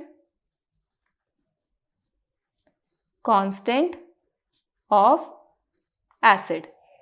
अब इस डिसोसिएशन कांस्टेंट ऑफ एसिड यानी Ka की वैल्यू पर डिपेंड करेगा कि मेरे पास जो मेरा एसिड है वो स्ट्रॉन्ग है या वीक है। अब वो डिपेंड किस तरीके से करेगा, ये डिपेंड करेगा कि अगर मेरे पास Ka की वैल्यू लार्ज आई, बड़ी आई, लार्ज आने का क्या मतलब है कि मेरे पास प्रोडक्ट्स की कॉन्सेंट्रेशन ज़्यादा है, क्योंकि जब मेरी वैल्यू Ka की वैल्यू बड़ी आएगी दिस मीन्स दैट कि numerator is greater than denominator, और न्यूमरेटर में क्या है, प्रोडक्ट्स। और अगर मेरे पास प्रोडक्ट्स की कॉन्सेंट्रेशन ज़्यादा है दैट मीन्स कि मेरे पास जो मेरा एसिड है वो ज़्यादा आयनाइज हो रहा है। तो एसिड कैसा नेचर का होगा, स्ट्रॉन्ग नेचर का होगा, क्योंकि स्ट्रॉन्ग एसिड ज़्यादा आयनाइज होता है। और अगर मेरे पास Ka की वैल्यू स्मॉल हुई तो इसका क्या मतलब है कि मेरे पास जो एसिडिक स्ट्रेंथ मैंने एसिड कंसिडर करा है उसकी स्ट्रेंथ वीक होगी, क्योंकि वो कंप्लीटली या फिर हम कह सकते हैं कि परफेक्टली आयनाइज नहीं हो रहा।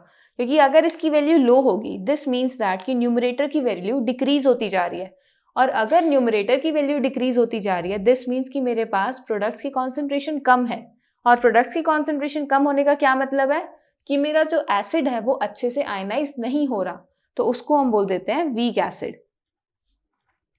तो हमारे पास जो स्ट्रॉन्ग एसिड और वीक एसिड है उसको हमने Ka की वैल्यू से कैटेगराइज कर लिया। अब इस Ka को हम किस तरीके से लिख सकते हैं, Ka एक्चुअल में क्या था, हमारा इक्विलिब्रियम कांस्टेंट ही तो था उस आयनिक इक्वेशन के लिए। तो हमारे पास उसमें प्रोडक्ट्स क्या क्या थे, H positive into X negative और रिएक्टेंट था HX। वाटर तो हमने कंसिडर नहीं करा था क्योंकि वाटर तो लिक्विड फॉर्म है और उसको तो हम इक्विलिब्रियम कांस्टेंट में कंसिडर ही नहीं करते। तो अगर मुझे Ka को डिफाइन करना हुआ तो वो हम किस तरीके से डिफाइन करेंगे, at a given temperature T। अब ये रिएक्शन मैंने जो आयनाइजेशन रिएक्शन कंसिडर करी है किसी एक गिवन टेम्परेचर पर कंसिडर करी है, तो at a given temperature T Ka is the measure of strength of acid HX। वो हमारे पास एसिड की स्ट्रेंथ बता रहा है ना कि स्ट्रॉन्ग है या वीक है, that is larger the value of Ka stronger the acid. और अगर मेरे पास Ka की वैल्यू कम होगी, smaller the value of Ka weaker the acid. अब हमने देखा था pKw is equals to pH plus pOH, और ये pKw कैसे आया था, pKw is equals to negative log of Kw। तो इसका मतलब है कि अगर मैं नेगेटिव लॉग ऑफ Ka को कंसिडर करूंगी, नेगेटिव लॉग ऑफ Ka, तो वो किसके इक्वल आएगा, pKa। तो हमारे पास एक और रिलेशन आ गया, pKa is equal to negative log of Ka।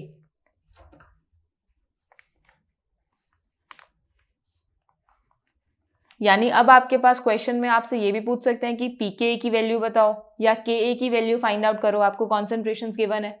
तो आप यहाँ पर पहले Ka की वैल्यू फाइंड आउट करोगे और उससे pKa की वैल्यू फाइंड आउट कर लोगे। तो इस तरीके से आपके पास अब क्वेश्चंस की वैरायटी इंक्रीज होती जा रही है कि हमारे पास पहले तो सिर्फ हम इक्विलिब्रियम कांस्टेंट फाइंड आउट कर लेते थे या ज़्यादा से ज़्यादा कॉन्सेंट्रेशन फाइंड आउट कर लेते थे।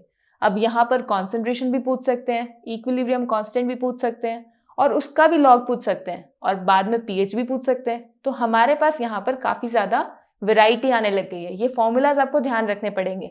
अब हमने ये तो देख लिया कि हमारे पास हम pH कैसे फाइंड आउट करेंगे, डिसोसिएशन कांस्टेंट ऑफ एसिड कैसे फाइंड आउट करेंगे, फिर उसके बाद pKa की वैल्यू कैसे फाइंड आउट करेंगे। लेकिन अगर मेरे पास कोई क्वेश्चन गिवन हो वीक एसिड का, तो मैं उस एसिड की pH कैसे फाइंड आउट करूँगी, उसके लिए हमें थोड़ा स्टेप बाय स्टेप प्रोसेस देखना पड़ेगा। तो हम देखते हैं कि हम pH कैसे फाइंड आउट कर सकते हैं किसी भी सोल्यूशन के लिए जिसमें हमें वीक एसिड गिवन होगा। How to find out the pH of weak acid. सबसे फर्स्ट स्टेप हमारे पास क्या होगा, the species present before dissociation are identified as Bronsted Lowry acid and bases. अब मेरे पास रिएक्शन में मान लो HX आपको गिवन है एक एसिड, अगर मुझे इसकी डिसोसिएशन फाइंड आउट करने तो वाटर में फाइंड आउट करते हैं हम, और जैसे ही इसे वाटर मिलता है ये क्या बनाता है, H3O positive plus X negative. तो यहाँ पर जब मैं ब्रॉन्स्टेड लॉरी कंसेप्ट के अकॉर्डिंग इसको एसिड और बेस में डिफ्रेंशिएट करूंगी तो वो कैसे बनेगा, ब्रॉन्स्टेड लॉरी कंसेप्ट के अकॉर्डिंग एसिड क्या होते हैं, जो H पॉजिटिव डोनेट कर दे, और बेसिस क्या होते हैं, जो H पॉजिटिव एक्सेप्ट कर ले। तो इस रिएक्शन के अंदर HX ने अपना H पॉजिटिव रिलीज करा और X नेगेटिव की फॉर्मेशन कर ली, और H2O ने इस H पॉजिटिव को गेन करके H3O पॉजिटिव की फॉर्मेशन कर ली। दिस मीन्स कि ये हमारे पास एसिड है और ये हमारे पास बेस है। अब हमारी जो रिएक्शन हो रही है ये सिर्फ यही रिएक्शन तो नहीं हो रही, क्योंकि सोल्यूशन में तो वाटर भी गिवन है, वाटर गिवन है ना, और वाटर में हमने क्या पढ़ा था कि वाटर खुद के साथ भी रिएक्ट करता है। वाटर वाटर की रिएक्शन भी तो हमने स्टडी करी थी, जिसमें एक वाटर मॉलिक्यूल तो H पॉजिटिव रिलीज करेगा और दूसरा वाटर मॉलिक्यूल गेन कर लेगा, और हमारे पास रिएक्शन क्या बनेगी, H3O positive plus OH negative. अब इसमें एक वाटर मॉलिक्यूल जो रिलीज कर रहा है H पॉजिटिव उसे तो हम एसिड बोल देते हैं और दूसरे वाले को बेस बोल देते हैं। तो फर्स्ट स्टेप तो हमारा ये है कि हमने दोनों हमारी जो रिएक्शंस हैं उनको कंसिडर करा और उसमें एसिड और बेसिस को फाइंड आउट करा according to Bronsted Lowry concept. अब सेकेंड स्टेप में क्या बोला है, balanced equations for all possible reactions. अब हमारे पास जितनी पॉसिबल रिएक्शंस थी वो तो हमने लिख ली और उन रिएक्शंस को हमने बैलेंस भी कर लिया। तो अब थर्ड स्टेप क्या है, थर्ड स्टेप में बोला है the reaction with higher Ka is identified as the primary reaction and the other is identified as the secondary reaction. अब Ka क्या, एक तरीके से हमारा इक्विलिब्रियम कांस्टेंट, तो इस रिएक्शन के लिए आपको Ka गिवन होगा और इस रिएक्शन के लिए Ka गिवन होगा। अब यहाँ K देख के कंफ्यूज मत होना, Ka तो सिर्फ इसीलिए बोल दिया क्योंकि हम एसिड वीक एसिड को कंसिडर कर रहे हैं, ये एक तरीके से तो वाटर की डिसोसिएशन हो रही है। तो यहाँ तो हमारे पास हमेशा चाहे वो Ka हो, Kw हो या हम उसको Kb की फॉर्म में लिख रहे हो, वो हमेशा 10⁻⁻14 रहेगा यहाँ पर, ठीक है। तो यहाँ पर अगर आपको Ka और Kb बोल दिया तो कंफ्यूज नहीं होना, इसका मतलब है कि हम बात कर रहे हैं Kw की इस रिएक्शन के लिए, वो है 10⁻14। तो आपको दोनों ही रिएक्शंस का गिवन होगा, इसका तो हमें पता ही है और इसका Ka गिवन होगा। इन दोनों में से जिसकी वैल्यू बड़ी होगी उसे हम बोलेंगे प्राइमरी रिएक्शन और जिसकी वैल्यू कम होगी उसको हम बोलेंगे सेकेंडरी रिएक्शन। तो ये था स्टेप नंबर 3।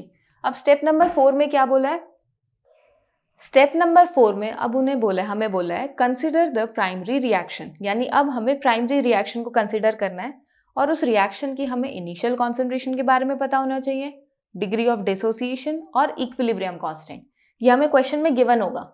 अब इसको यूज करके हमें क्या फाइंड आउट करना है, पीएच फाइंड आउट करना है। वो किस तरीके से करेंगे, अब हम स्टेप नंबर 5 कंसिडर करते हैं। स्टेप नंबर 5 में क्या बोला है, use equilibrium concentration to find concentration of H positive ion. Equilibrium concentration को यूज करके हम H पॉजिटिव आयन की कॉन्सेंट्रेशन फाइंड आउट कर सकते हैं और उस कॉन्सेंट्रेशन को यूज करके हम पीएच फाइंड आउट कर सकते हैं। किस रिलेशन को यूज करके, pH is equals to negative log of H positive. बस यहाँ हम H पॉजिटिव की वैल्यू डालेंगे और हमारे पास pH की वैल्यू आ जाएगी। तो इस तरीके से हम किसी भी वीक एसिड की pH को फाइंड आउट कर सकते हैं। तो ये तो हमने देख लिया कि अगर मेरे पास कोई वीक एसिड हो तो उसकी आयनाइजेशन कैसे होती है। अब देखते हैं कि अगर मेरे पास कोई वीक बेस हो तो उसकी आयनाइजेशन कैसे होगी। Ionisation of weak base. अब आयनाइजेशन ऑफ वीक बेस में ना ज़्यादा डिफरेंस नहीं है वीक एसिड से। उसके अंदर जैसे हमने वीक एसिड की आयनाइजेशन रिएक्शन लिखी थी पहले, यहाँ पर भी हम सबसे पहले वीक बेस की आयनाइजेशन रिएक्शन लिखेंगे, फिर कोई इनिशियल कॉन्सेंट्रेशन लेट करेंगे और उससे कुछ पार्ट हमारा डिसोशिएट होगा तो हमारी इक्विलिब्रियम कॉन्सेंट्रेशन आ जाएगी। बस उससे हम कांस्टेंट फाइंड आउट कर देंगे। जैसे जैसे हमने वीक एसिड्स के लिए फाइंड आउट करा था वैसे ही हम वीक बेस को कंसिडर करेंगे। तो हम कंसिडर कर लेते हैं एक बेस MOH, एक बेस कंसिडर कर लिया जो हमारा वीक नेचर का है। वीक बेस हमने क्या कंसिडर करा, MOH। अब जब भी हम आयनाइजेशन की बात करते हैं तो आयनाइजेशन कब होती है, जब वो एक्वस कंडीशंस यानी वाटर उसको मिलता है। तो अब मेरे पास जो एसिड है MOH, इसको जैसे ही वाटर मिलेगा वाटर लिक्विड फॉर्म में है, ये आयनाइज हो जाएगा और आयनाइज होकर क्या बनाएगा, M positive plus OH negative, इन आयंस की फॉर्मेशन हो रही है। अब यहाँ पर हमें इनिशियल कॉन्सेंट्रेशन गिवन है, किसकी गिवन है, MOH की,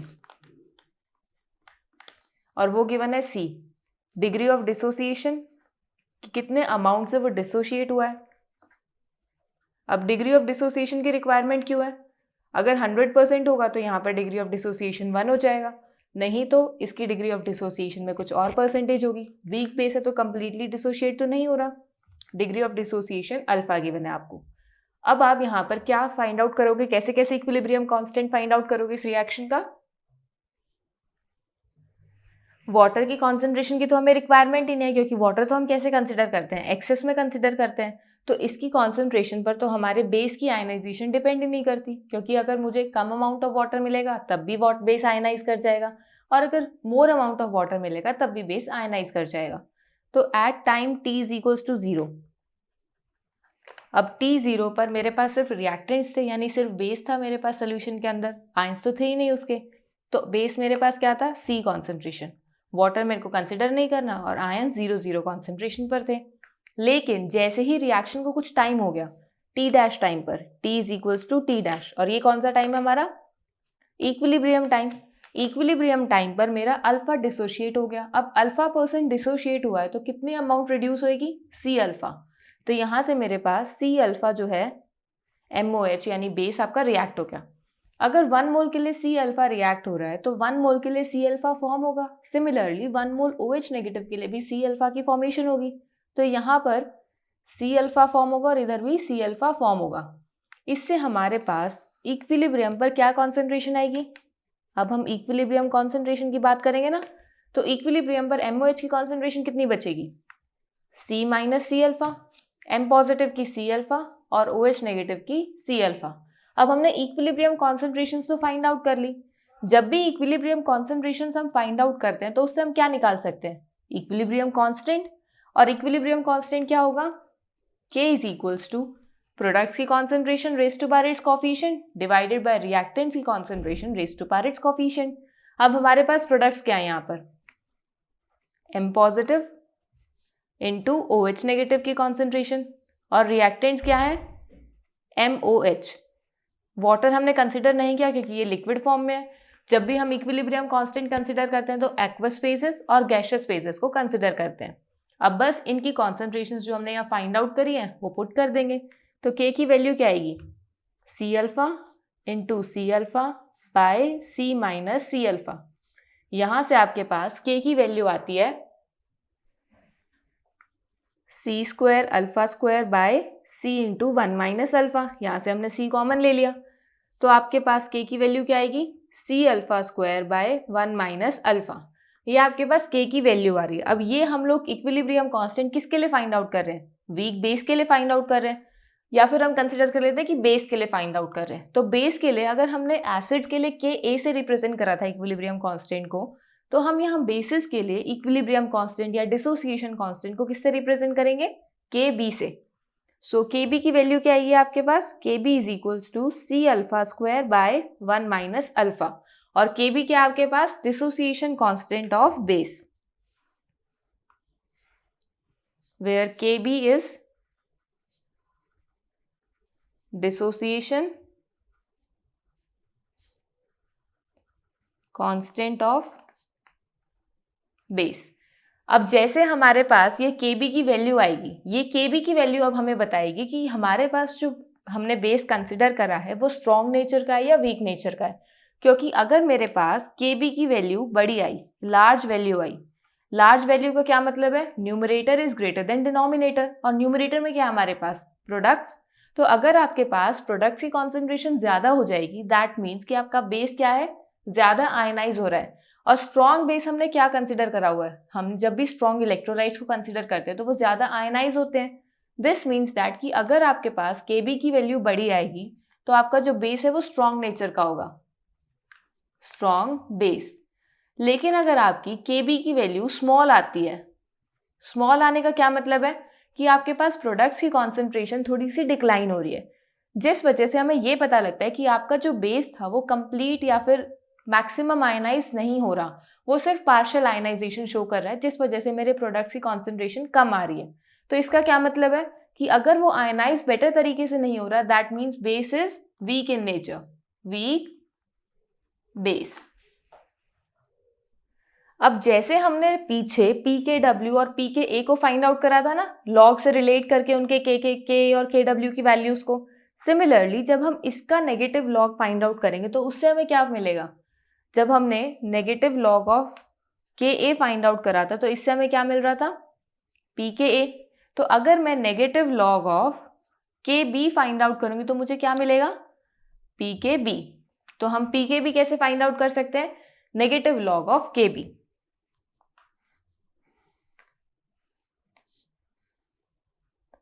इस तरीके से हमारा वीक बेस आयनाइज होता है और इस आयनाइजेशन कांस्टेंट से आप बेस का नेचर बता सकते हो, जैसे हमने आयनाइजेशन कांस्टेंट से एसिड का नेचर एक्सप्लेन किया था।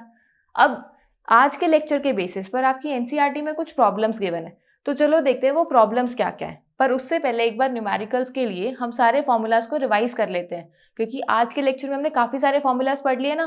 तो चलो देखते हैं हमने फॉर्मूलाज कौन से पढ़े हैं आज। आज के लेक्चर में हमने कौन से फॉर्मूलाज को स्टडी करा। सबसे पहले हमने आयनाइजेशन ऑफ वाटर से स्टार्ट किया था ना। तो वाटर में हमने क्या देखा था, KW is equals to H3O positive into OH negative. ये क्या था हमारा वाटर का आयनाइजेशन कांस्टेंट, जिसकी वैल्यू थी 10⁻⁻14 मोलर स्क्वायर। और जब हम इसका नेगेटिव लॉग फाइंड आउट करते हैं तो उससे हमें pKw मिलता है, और pKw की वैल्यू हमने कैलकुलेट करी थी 14। इसके बाद हम आए थे अपने pH स्केल पर, और pH स्केल में हमने क्या फाइंड आउट करा था कि pH हम कैसे फाइंड आउट कर सकते हैं, negative log of H positive. और अगर मुझे POH फाइंड आउट करना है जब हमें OH नेगेटिव की कॉन्सेंट्रेशन गिवन हो, तो उससे हम कैसे फाइंड आउट कर सकते हैं, negative log of OH negative. और pH और POH का सम किसके इक्वल आया था हमारा, pKw के, जो कि हमारे पास 14 था। So pH plus POH is equals to 14। pH की वैल्यू से हम सोल्यूशन का एसिडिक, बेसिक और न्यूट्रल नेचर बता रहे थे ना।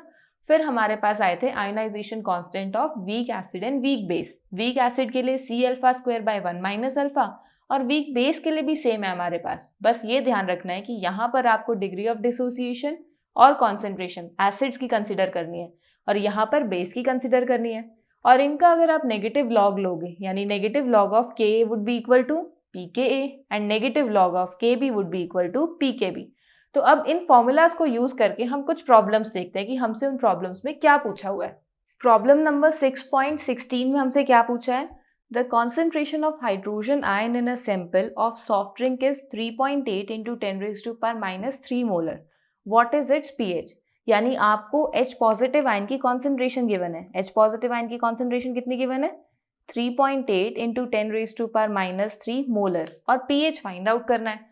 तो हमारे पास pH फाइंड आउट करने का फॉर्मूला क्या था, अभी हमने देखा था ना, pH is equals to negative log of H positive. तो यहाँ पर हम यही फॉर्मूला यूज करेंगे, pH is equals to negative log of H positive. तो बस यहाँ H पॉजिटिव कॉन्सेंट्रेशन पुट करनी है और pH फाइंड आउट करना है। So pH is equals to negative log of 3.8 into 10⁻³ अब जब हमारे पास log A मल्टीप्लाई B में होता है तो हम कैसे सॉल्व करते हैं, log A plus log B। तो यहाँ पर भी उसी तरीके से सॉल्व करेंगे, इसको A कंसिडर कर लो और इसको B कंसिडर कर लो। तो pH की वैल्यू क्या आएगी, नेगेटिव, नेगेटिव हमने कॉमन ले लिया, log 3.8 प्लस log 10⁻³ तो यहाँ से आपके पास pH की वैल्यू आएगी माइनस log 3.8 माइनस log 10⁻³ तो pH की वैल्यू आएगी, log 3.8 की वैल्यू कितनी होती है, log 3.8 की वैल्यू होती है हमारे पास 0.58 माइनस पावर हमारी बाहर आ जाती है, क्योंकि जब हम log 10⁻x को सॉल्व करते हैं तो कैसे सॉल्व करते हैं, x log 10। तो हमारे पास ये जो पावर है ये बाहर आ जाएगी इंटू log 10, और log 10 की वैल्यू होती है 1। तो यहाँ से हमारे पास pH की वैल्यू क्या आएगी, minus 0.58 minus minus plus plus 3, यहाँ से हमारे पास pH आता है 2.42। सो pH ऑफ सोल्यूशन इज 2.42। यही हमें फाइंड आउट करना था।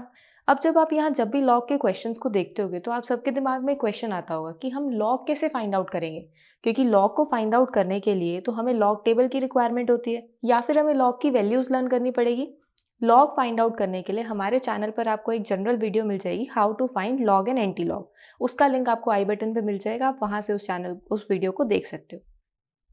So this was your problem number 6.16. Now let's move on to problem number 6.17. Problem number 6.17 में क्या पूछा है? Calculate pH of a 1 into 10 raised to power minus 8 molar solution of HCl. यानी अब यहाँ पर आपको एसिड कौन सा गिवन है? HCl, जिसकी कॉन्सेंट्रेशन 10 raise to power minus 8 molar है और उसकी pH फाइंड आउट करने के लिए बोला है। और हमें पता है कि HCl कैसा एसिड है? स्ट्रॉन्ग एसिड है। स्ट्रॉन्ग एसिड का मतलब है कि हमारे पास एक कंप्लीट आयनाइज होगा, तो जितनी कॉन्सेंट्रेशन मुझे HCl की गिवन है उतनी ही मेरे पास H पॉजिटिव आयंस की कॉन्सेंट्रेशन होगी। हम pH कैसे फाइंड आउट करते हैं? pH is equals to negative log of H positive ions की कॉन्सेंट्रेशन। अब यहाँ पर हमारे पास H पॉजिटिव आयंस की कॉन्सेंट्रेशन कितनी है? 10 raise to power minus 8 molar. तो इस कॉन्सेंट्रेशन को यूज करके हम pH की वैल्यू फाइंड आउट कर सकते हैं। तो हम pH की वैल्यू जब फाइंड आउट करते हैं तो हमारे पास वैल्यू आती है -8 पावर में ये बाहर आ जाएगा इंटू लॉग 10। लॉग 10 की वैल्यू 1 होती है, तो यहाँ से मेरे को pH की वैल्यू मिलती है 8। पर अगर एसिडिक सोल्यूशन है और pH की वैल्यू 8 मिल रही है, क्या ये पॉसिबल है? बिल्कुल नहीं, क्योंकि हमारे पास जब एसिडिक सोल्यूशन होता है, हम एसिडिक सोल्यूशन किसे कंसिडर करते हैं? जब हमारी pH की वैल्यू लेस देन 7 आती है और HCl एक स्ट्रॉन्ग एसिड भी है। तो इसका मतलब है कि यहाँ पर कुछ ना कुछ गड़बड़ है, pH की वैल्यू 8 तो नहीं आनी चाहिए थी। तो जब भी आपके पास कोई ऐसी सिचुएशन क्रिएट हो जहाँ पर आपको लगे कि आपके पास एसिड है लेकिन आपके पास उसकी जो pH है वो एसिड की रेंज में नहीं आ रही, वो 7 से अबव आ रही है या 7 आ रही है, तो उस टाइम पर आप क्या करोगे? H पॉजिटिव की concentration 10 raise to power minus 8 या गिवन कॉन्सेंट्रेशन लेने की जगह उसके अंदर वाटर के H पॉजिटिव आयंस भी ऐड कर दोगे। यहाँ पर अब HCl की कॉन्सेंट्रेशन के साथ वाटर की कॉन्सेंट्रेशन, यानी वाटर से जो H पॉजिटिव आयंस रिलीज हुए थे उसकी कॉन्सेंट्रेशन इसलिए ऐड करी है क्योंकि जब भी हम किसी भी एसिड की आयनाइजेशन को स्टडी करते हैं तो आयनाइजेशन किसकी प्रेजेंस में होती है? एक्वस कंडीशंस की प्रेजेंस में, और वो हमारे पास वाटर से आती है। तो वाटर भी अपना H पॉजिटिव आयन रिलीज करेगा, तो उसका भी कहीं ना कहीं कुछ इफेक्ट हमें देखने को मिलता है। इस वजह से हम वाटर के H पॉजिटिव आयंस को यहाँ कंसिडर करते हैं। अब आपके पास कॉन्सेंट्रेशन क्या होगी? यहाँ पर H पॉजिटिव आयंस की concentration 10 raise to power minus 8 molar पहले था। फिर हमने क्या बोला इसके अंदर? जब भी हमारे पास कुछ इस तरीके की सिचुएशन क्रिएट होगी, हमें इसमें वाटर के H पॉजिटिव आयंस ऐड करने हैं। और वाटर की जब हमने आयनाइजेशन स्टडी करी थी तो उसके अंदर हमने देखा था ना कि experimentally H positive ion concentration for water हमें कितना मिला था? 10 raise to power minus 7 molar. तो यहाँ से मुझे H पॉजिटिव आयन की concentration 10 raise to power minus 8 में मुझे वाटर की कॉन्सेंट्रेशन ऐड करनी है, that is 10 raise to power minus 7। तो जब हम इसे ऐड करेंगे तो हमारे पास वैल्यू क्या आएगी? 11 into 10 raise to power minus 8 molar. अब आपके पास H पॉजिटिव आयंस की कॉन्सेंट्रेशन इस सोल्यूशन के लिए 11 into 10 raise to power minus 8 है। इस कॉन्सेंट्रेशन को आप यूज करके pH की वैल्यू फाइंड आउट करोगे। सो अब आपके पास pH की वैल्यू क्या आएगी? Negative log of H positive. H positive ion की कॉन्सेंट्रेशन है 11 into 10 raise to power minus 8 molar. So pH would be equal to negative log. अब यहाँ पर जब A और B मल्टीप्लाई में होते हैं तो हम कैसे सॉल्व करते हैं? log 11 plus log 10 raise to power minus 8। अब जब आप इस इक्वेशन को सॉल्व करोगे तो आपके पास pH की वैल्यू आएगी 6.95।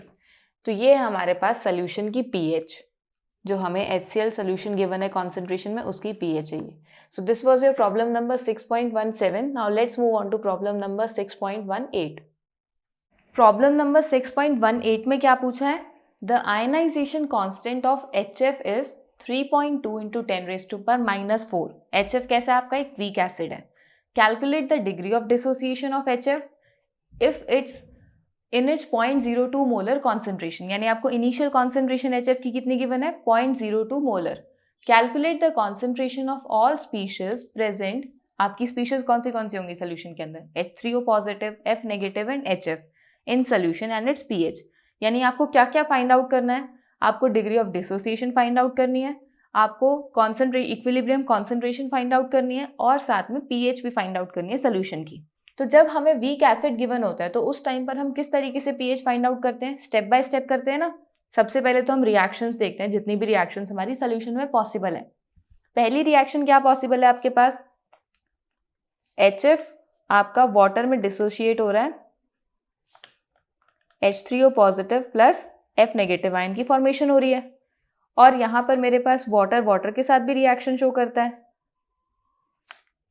और यहाँ से मेरे पास H3O positive plus OH negative ion की फॉर्मेशन होती है। अब दोनों ही रिएक्शंस को हमने देखा कि बैलेंस रिएक्शन है, और हमने इसको दोनों रिएक्शंस के बाद जो हमें रिएक्शन पॉसिबल थी वो लिख ली। अब हम इसकी क्या फाइंड आउट करेंगे, हमारे इक्विलिब्रियम कांस्टेंट्स यानी आयनाइजेशन कांस्टेंट। इस रिएक्शन का आयनाइजेशन कांस्टेंट आपको गिवन है, क्योंकि HF का आयनाइजेशन कांस्टेंट गिवन है ना, तो इसका ionisation constant Ka would be equal to 3.2 into 10⁻⁻⁴।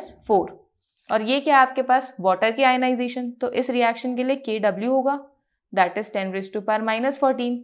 अब हमें देखना है कि दोनों में से बड़ी वैल्यू कौन सी है। 10⁻⁻4 बड़ा है एज कम्पेयर टू 10⁻⁻14, तो जो बड़ी वैल्यू होती है उसे हम क्या कंसिडर करते हैं, प्राइमरी रिएक्शन, और छोटे वाली को सब्सिडरी रिएक्शन। तो ये है हमारे पास हमारी प्राइमरी रिएक्शन, और ये है हमारी subsidiary reaction.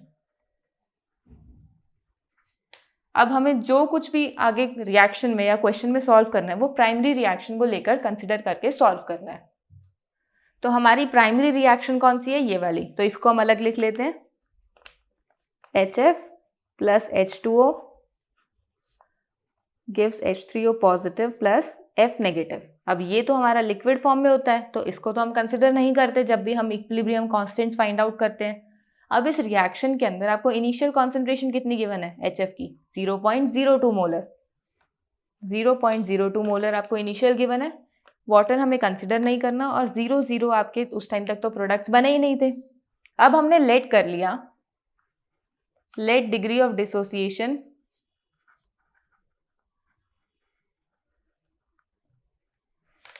Is equal to alpha. हमने अल्फा डिग्री ऑफ डिसोसिएशन को लेट कर लिया। अगर अल्फा डिग्री ऑफ डिसोसिएशन है तो यहाँ से कितना अमाउंट डिसोशिएट होगा, C अल्फा, जैसे हमने equilibrium constant ionisation constant find out करा था ना वीक एसिड के केस में, तो यहाँ हमारे पास 0.02 अल्फा डिसोशिएट होगा। अगर 1 मोल के लिए 0.02 अल्फा डिसोशिएट हो रहा है तो 1 मोल के लिए 0.02 अल्फा फॉर्म होगा। सिमिलरली यहाँ पर भी आपका 0.02 अल्फा फॉर्म होगा। अब आपके पास इक्विलिब्रियम कॉन्सेंट्रेशंस क्या बची, क्योंकि ये आपका क्या है at T is equals to 0, और ये है आपके पास T एट इक्विलिब्रियम टाइम। तो यहाँ से आपको इक्विलिब्रियम कॉन्सेंट्रेशंस मिलेंगी। HF आ रही है आपकी 0.02 माइनस 0.02 अल्फा, H3O पॉजिटिव है 0.02 अल्फा, और F नेगेटिव है 0.02 अल्फा। ये है आपकी इक्विलिब्रियम कॉन्सेंट्रेशन। इक्विलिब्रियम कॉन्सेंट्रेशन से आप आयनाइजेशन कांस्टेंट फाइंड आउट कर सकते हो। Ka प्रोडक्ट्स की concentration multiply by another product की कॉन्सेंट्रेशन डिवाइडेड बाय रिएक्टेंट्स की concentration raise to power its coefficient. अब ये जो कॉन्सेंट्रेशन है हम इसमें पुट कर देंगे, और Ka की वैल्यू भी हमें पता है 3.2 इंटू 10⁻⁻⁴। तो यहाँ से हम क्या सॉल्व करेंगे, 3.2 into 10⁻⁻⁴ is equal to 0.02 alpha into 0.02 alpha divided by 0.02 into 1 minus alpha. यहाँ से 0.02 कॉमन ले लिया, एक 0.02 से 0.02 कैंसिल हो रहा है, तो हमारे पास इक्वेशन बन रही है 0.02 alpha square by 1 minus alpha. अब इस इक्वेशन को सॉल्व करके आप अल्फा की वैल्यू फाइंड आउट कर सकते हो।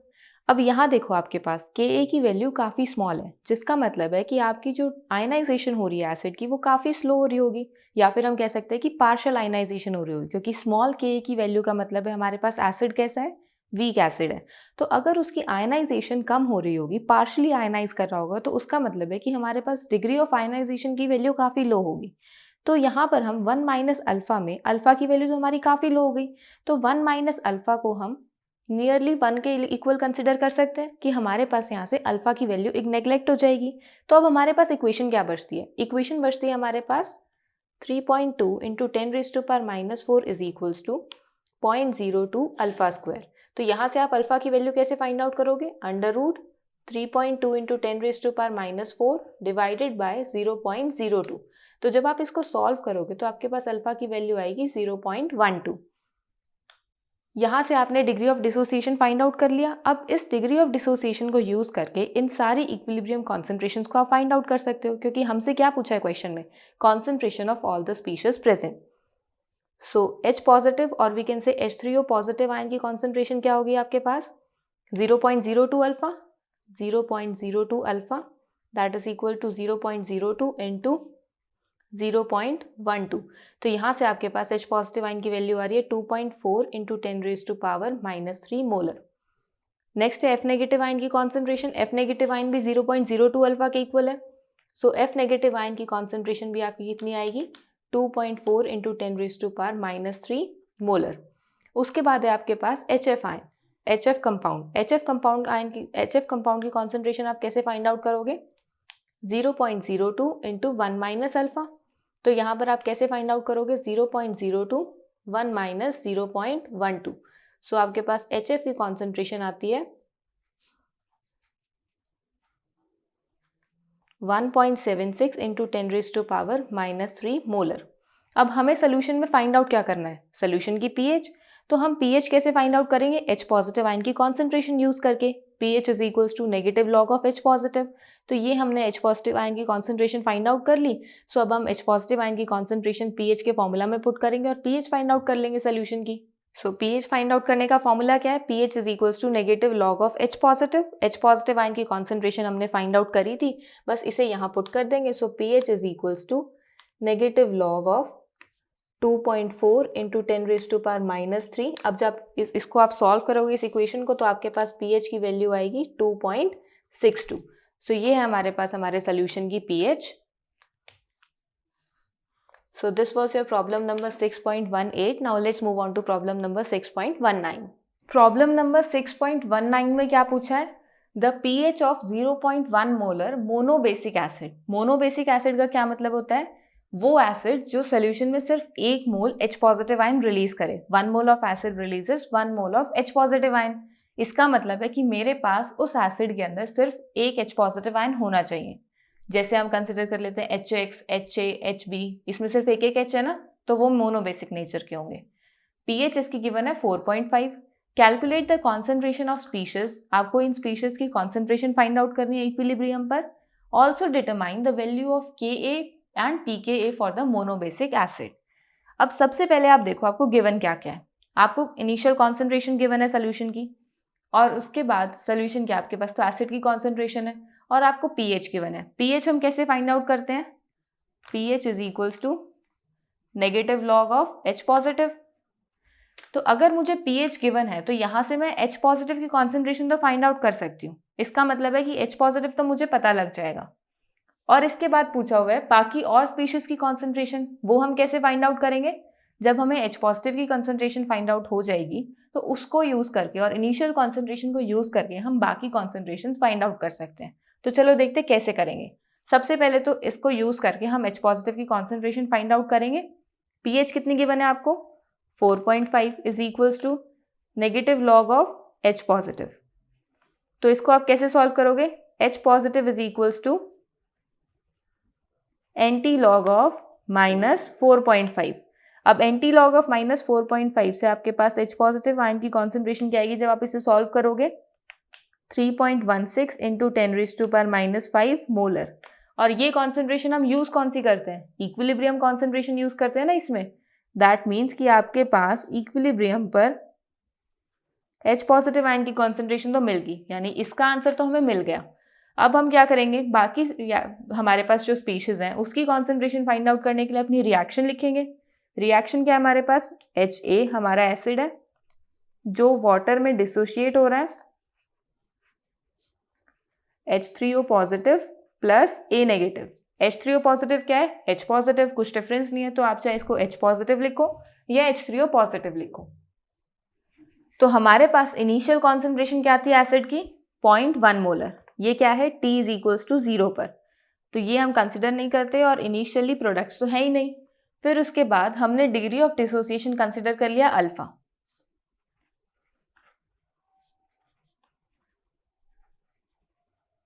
Degree of dissociation is equals to alpha.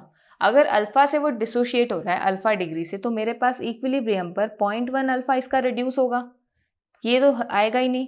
अगर इसका 0.1 अल्फा 1 मोल के लिए रिएक्ट हो रहा है तो 1 मोल के लिए 0.1 अल्फा फॉर्मेशन होगी, और यहाँ पर भी 0.1 अल्फा की फॉर्मेशन होगी। तो यहाँ से आपके पास इक्विलिब्रियम कॉन्सेंट्रेशंस क्या क्या आती हैं, 0.1 माइनस 0.1 अल्फा, HA की कॉन्सेंट्रेशन है, H3O पॉजिटिव यानी H पॉजिटिव की 0.1 अल्फा है एंड A नेगेटिव की 0.1 अल्फा है। अब यहाँ देखो आपके पास ये H पॉजिटिव की कॉन्सेंट्रेशन है ना, और ये भी H पॉजिटिव की कॉन्सेंट्रेशन है, दोनों इक्विलिब्रियम पर है, तो इसका मतलब है कि हम दोनों कॉन्सेंट्रेशंस को इक्वेट कर सकते हैं। तो यहाँ से मेरे पास 3.16 इंटू 10⁻⁻5 किसके इक्वल आता है, 0.1 अल्फा। तो यहाँ से हम अल्फा की वैल्यू फाइंड आउट कर सकते हैं। तो यहाँ से आपको अल्फा की वैल्यू मिल जाएगी 3.16 इंटू 10⁻⁻4। बाकी अगर आप इसको सॉल्व ना करो तब भी चल जाएगा, क्योंकि आपको 0.1 अल्फा की वैल्यू तो पता ही है। 0.1 अल्फा की वैल्यू ए नेगेटिव की कॉन्सेंट्रेशन है। दिस मीन्स कि ए नेगेटिव की कॉन्सेंट्रेशन भी क्या आएगी, 3.16 इंटू 10⁻⁻5 मोलर। और एच ए की कॉन्सेंट्रेशन क्या है, 0.1 माइनस 0.1 अल्फा। एच ए की कॉन्सेंट्रेशन है आपके पास 0.1 माइनस 0.1 अल्फा, और 0.1 अल्फा की वैल्यू क्या है, 3.16 इंटू 10⁻⁻5। अब 0.1 के कंपैरेटिवली ये 10⁻⁻5 वाली वैल्यू तो बहुत छोटी है, तो इसका मतलब है कि ये नियरली 0.1 मोलर के इक्वल ही आएगा।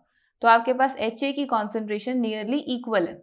अब आपको फाइंड आउट क्या करना है, के ए और पी के ए। के ए क्या आपके पास, equilibrium constant. So equilibrium constant हम कैसे फाइंड आउट करते हैं, concentration of product raised to power its coefficient divided by concentration of reactant raised to power its coefficient.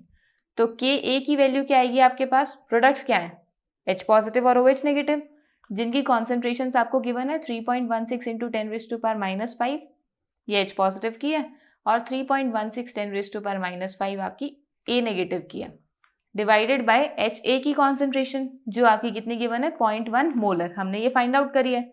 तो यहाँ से आपके पास KA की वैल्यू क्या आती है, KA की वैल्यू आती है आपके पास अप्रॉक्सीमेटली 10⁻⁻8 मोलर। अब इसके बाद आपको सॉल्व क्या करना है, pKa। तो हम pKa कैसे फाइंड आउट करते हैं, pKa is equals to negative log of Ka। So pKa की वैल्यू आएगी आपके पास माइनस लॉग ऑफ 10⁻⁻8, और जब आप इसको सॉल्व करोगे तो आपके पास pKa की वैल्यू आती है 8। तो आपने Ka की वैल्यू भी फाइंड आउट कर ली और pKa की वैल्यू भी फाइंड आउट कर ली, और साथ में ये आपने इक्विलिब्रियम कॉन्सेंट्रेशंस भी फाइंड आउट कर ली अपने सोल्यूशन की, और ये H पॉजिटिव आयन की कॉन्सेंट्रेशन है। सो जो हमसे क्वेश्चन में पूछा था, स्पीशीज की कॉन्सेंट्रेशन, Ka की वैल्यू और pKa की वैल्यू, वो सब हमने फाइंड आउट कर लिया। So this was your problem number 6.19। Now let's move on to problem number 6.20। Problem number 6.20 में क्या पूछा है अब हमसे, calculate the pH of 0.08 molar solution of HOCl। The ionization constant of acid is 2.5 into 10⁻⁻5. Determine the percentage dissociation of HOCl। यानी अब हमारे पास HOCl acid given है जो एक वीक एसिड है। हमें वीक एसिड कैसे पता लगा, क्योंकि हमारे पास जो डिसोसिएशन कांस्टेंट की वैल्यू गिवन है वो काफ़ी लो है, जिसका मतलब है कि हमारे पास जो एसिड है वो प्रॉपर्ली डिसोशिएट या आयनाइज नहीं हो रहा, और हमें इसकी इनिशियल कॉन्सेंट्रेशन गिवन है, और इन दोनों चीज़ों को यूज़ करके हमें सोल्यूशन की pH फाइंड आउट करनी है और dissociation percent constant find out करना है, यानी कि अल्फा की वैल्यू फाइंड आउट करनी है। अब अगर हमें pH फाइंड आउट करना है तो H पॉजिटिव आयन की कॉन्सेंट्रेशन पता होनी चाहिए, और वो कैसे पता लगेगी, जब हम इस रिएक्शन को फाइंड आउट करेंगे कि हमारी रिएक्शन किस तरीके से डिसोशिएट हो रही है, और फिर इक्विलिब्रियम कांस्टेंट को यूज़ करके H पॉजिटिव आयन की कॉन्सेंट्रेशन फाइंड आउट करेंगे, और उसी टाइम पर हम ये डिग्री ऑफ डिसोसिएशन भी फाइंड आउट करेंगे। तो हमारे पास रिएक्शन क्या है, HOCl को जैसे ही वाटर मिलेगा जो कि लिक्विड फॉर्म में होता है, वो डिसोशिएट होगा H3O पॉजिटिव यानी कि H positive plus OCl negative. अब हमें इनिशियल कॉन्सेंट्रेशन कितनी गिवन है, at T is equals to 0.08 मोलर गिवन है। अब T is equals to T dash time पर यानी इक्विलिब्रियम टाइम पर हमारे पास हम कंसिडर कर लेते हैं कि इसकी X कॉन्सेंट्रेशन डिसोशिएट हो गई। अगर 1 मोल HOCl के लिए X मोल हमारा डिसोशिएट हो रहा है, यानी X मोलर डिसोशिएट हो रहा है, तो 1 मोल H3O पॉजिटिव के लिए X मोलर ही फॉर्म होगा। इनिशियली तो ये 0 थे क्योंकि प्रोडक्ट्स तो बने नहीं थे, तो हमारे पास यहाँ पर +X और सिमिलरली इसके लिए भी +X की फॉर्मेशन होगी। तो हमारे पास इक्विलिब्रियम कॉन्सेंट्रेशन क्या आएगी, HOCl की आएगी 0.08 माइनस एक्स, यहाँ पर H पॉजिटिव की x और OCl नेगेटिव की x। ये है हमारे पास हमारी इक्विलिब्रियम कॉन्सेंट्रेशन। अब इक्विलिब्रियम कॉन्सेंट्रेशन से हम क्या फाइंड आउट करते हैं, आयनाइजेशन कांस्टेंट। आयनाइजेशन कांस्टेंट कितना गिवन है आपको, 2.5 इंटू 10⁻⁻⁵। सो Ka क्या होगा इसका, H3O पॉजिटिव की कॉन्सेंट्रेशन इंटू OCl नेगेटिव की कॉन्सेंट्रेशन डिवाइडेड बाय HOCl की कॉन्सेंट्रेशन। अब इनकी कॉन्सेंट्रेशन हमें गिवन है और Ka की वैल्यू गिवन है, 2.5 into 10⁻⁵ is equals to x into x by 0.08 minus x. अगर मेरे पास Ka की वैल्यू काफ़ी लो है, दिस मीन्स कि मेरी डिसोसिएशन बहुत कम हो रही है। अगर डिसोसिएशन बहुत कम हो रही है तो इसका मतलब है कि आपका जो अमाउंट ऑफ एसिड डिसोशिएट हो रहा है ना वो बहुत कम है, तो x की वैल्यू काफ़ी लो है एज कम्पेयर टू 0.08। तो इसका मतलब है कि अगर मैं 0.08 माइनस एक्स फाइंड आउट करूंगी तो वो नियरली 0.08 के इक्वल आएगा। तो यहाँ से मैं लिख सकती हूँ x square by 0.08 is equals to 2.5 into 10⁻⁻⁵। यहाँ से हमारे पास x की वैल्यू फाइंड आउट होकर आएगी और वो आती है हमारे पास 1.41 इंटू 10⁻⁻3। ये हमारे पास कॉन्सेंट्रेशन है तो मोलर में आ गई। तो ये हमारे पास H पॉजिटिव की कॉन्सेंट्रेशन भी यही होगी, OCl नेगेटिव की कॉन्सेंट्रेशन भी यही होगी। तो हमने हमारी H पॉजिटिव की कॉन्सेंट्रेशन फाइंड आउट कर ली, that is equal to x, और वो हमने फाइंड आउट करा है 1.41 इंटू 10⁻⁻3 मोलर। जिस कॉन्सेंट्रेशन को यूज करके हम pH फाइंड आउट करेंगे। pH कैसे फाइंड आउट करते हैं, negative log of H positive. So pH would be equal to minus log 1.41 into 10⁻⁻3 molar. यहाँ से अब सॉल्व करोगे आप log A into log B को log A plus log B से, तो आपके पास pH की वैल्यू आएगी 2.85। तो हमने सोल्यूशन की pH तो फाइंड आउट कर ली। अब आगे आपको क्या फाइंड आउट करने के लिए बोला है, परसेंटेज डिसोसिएशन ऑफ HOCl, यानी एक तरीके से अल्फा की वैल्यू फाइंड आउट करनी है। परसेंटेज डिसोसिएशन हम किस तरीके से फाइंड आउट कर सकते हैं, परसेंटेज डिसोसिएशन हम इस तरीके से भी तो फाइंड आउट कर सकते हैं कि जो कॉन्सेंट्रेशन आपकी डिसोशिएट हुई है divided by initial concentration into 100, उससे हम परसेंटेज डिसोसिएशन फाइंड आउट कर सकते हैं ना। आपकी डिसोशिएट कितनी हुई है, x मोलर, इनिशियल कितनी थी 0.08 मोलर इनटू 100, यानी कि HOCl dissociated divided by HOCl initial into 100। तो यहाँ से आपके पास परसेंटेज डिसोसिएशन आएगा, that would be equal to x by 0.08 into 100, और x की वैल्यू क्या है 1.41 इंटू 10⁻⁻3 बाय 0.08 इंटू 100। यहाँ से आपके पास परसेंटेज डिसोसिएशन की वैल्यू आती है 1.76%। तो हमारे पास परसेंटेज डिसोसिएशन भी आ गया। सो ये हमारे पास हमारी प्रॉब्लम नंबर 6.20 है।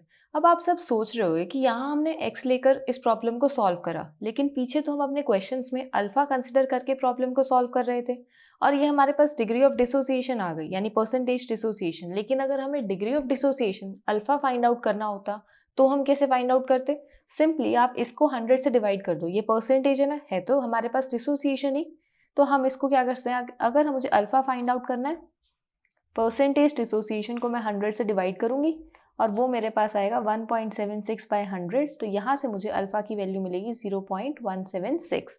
तो अल्फा की वैल्यू मुझे क्या मिली यहाँ पर 0.176।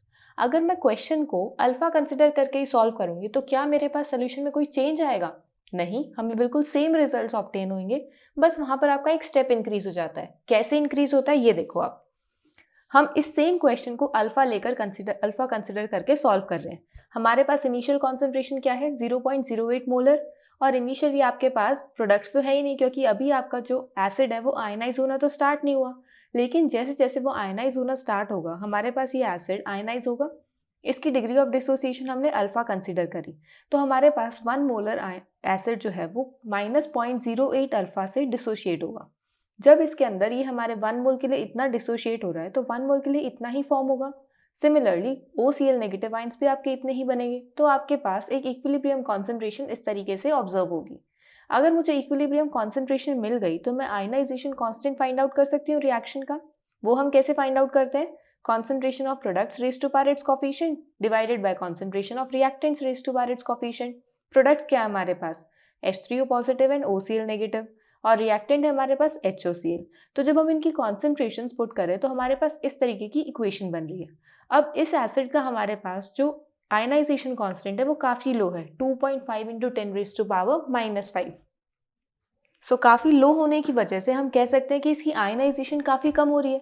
और अगर आयनाइजेशन काफ़ी कम हो रही है तो इसका मतलब है कि डिग्री ऑफ आयनाइजेशन की वैल्यू काफ़ी लो है, और वो हमने अभी देखी भी है 0.01 से 176, जो काफ़ी लो वैल्यू है। तो इसका क्या मतलब है कि यहाँ पर हमारे पास अल्फ़ा की वैल्यू काफ़ी लो है, तो 1 माइनस अल्फ़ा को मैं नियरली 1 कंसिडर कर सकती हूँ। 1 minus alpha will be nearly equal to 1। तो यहाँ पर हमारे पास क्या हो जाएगी इक्वेशन में? 0.08, जो ऐसे कैंसिल हो जाएगा। अब हमारे पास इक्वेशन क्या बचती है? हमारे पास इक्वेशन इस तरीके से बचती है। तो आप यहाँ से अल्फ़ा की वैल्यू को सॉल्व कर सकते हो। यहाँ पर जो आपको अल्फ़ा ऑब्टेन हुआ है और जो आपको एक्स कंसिडर करके अल्फ़ा ऑब्टेन हुआ है, दोनों सेम है। तो इसका मतलब है कि अल्फ़ा अगर हम यूज़ कर रहे हैं रिएक्शन में एक्स की जगह तो कोई चेंज ऑब्जर्व नहीं हो रहा। लेकिन अब यहाँ पर हमारे पास इंक्रीज कैसे हुआ स्टेप का? यहाँ हमने H3O पॉजिटिव की कॉन्सेंट्रेशन अगर हमें फाइंड आउट करनी है तो हम कैसे फाइंड आउट करेंगे? 0.08 इंटू अल्फ़ा। यहाँ पर आपको अल्फ़ा यूज़ करना पड़ेगा तो आपकी कॉन्सेंट्रेशन आएगी। लेकिन जब हम इस तरीके से इस इक्वेशन को सॉल्व करते हैं तो हमारे पास जो x की वैल्यू आती है, यहाँ से हम जो x की वैल्यू सॉल्व करेंगे वही हमारी H3O पॉजिटिव आयन की कॉन्सेंट्रेशन है। तो कई बार हम क्वेश्चन सॉल्व करते टाइम जल्दी में ये भूल जाते हैं कि हमें, अगर हम अल्फ़ा कंसिडर कर रहे हैं तो हमें वहाँ पर मल्टीप्लाई भी करना है उसे H पॉजिटिव आयन की कॉन्सेंट्रेशन फाइंड आउट करने के लिए, जिसको हम फर्दर यूज़ करेंगे pH फाइंड आउट करने के लिए। अब यहाँ से आपको H पॉजिटिव आयन की कॉन्सेंट्रेशन भी सेम मिल रही है। तो इसका मतलब है कि आप क्वेश्चन में चाहे अल्फ़ा से सॉल्व करो क्वेश्चन को या फिर x को यूज़ करके सॉल्व करो, आपके पास सोल्यूशन तो सेम आना है। बस ये आपके ऊपर डिपेंड करता है कि आपको अपना स्टेप इंक्रीज करना है या फिर उसे मिनिमम स्टेप्स में कंप्लीट करना है सोल्यूशन को। अब यहाँ पर आप जब भी अल्फ़ा कंसिडर करोगे ना तो ध्यान रखना, जिस क्वेश्चन में डिग्री ऑफ डिसोसिएशन पूछा है ना उस क्वेश्चन में तो आप अल्फ़ा कंसिडर ही कर लो, अगर आपको थोड़ा सेफर साइड पे चलना है तो।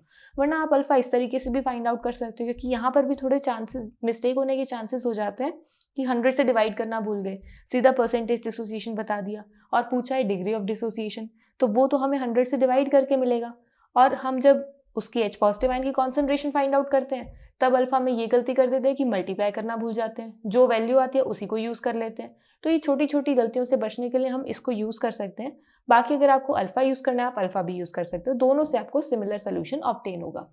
तो इन सारी प्रॉब्लम्स को देखकर हमें कंक्लूजन क्या मिलता है? हमें कंक्लूजन मिलता है कि जब भी आपसे क्वेश्चन में pH और डिग्री ऑफ डिसोसिएशन दोनों पूछे हो तो चाहे आप उस क्वेश्चन को अल्फ़ा से सॉल्व करो या x यूज़ करके सॉल्व करो, आपके पास सोल्यूशन तो सेम ही आएगा। तो उसमें आपकी मर्जी है, आप कोई भी चीज़ यूज़ करके सॉल्व कर सकते हो।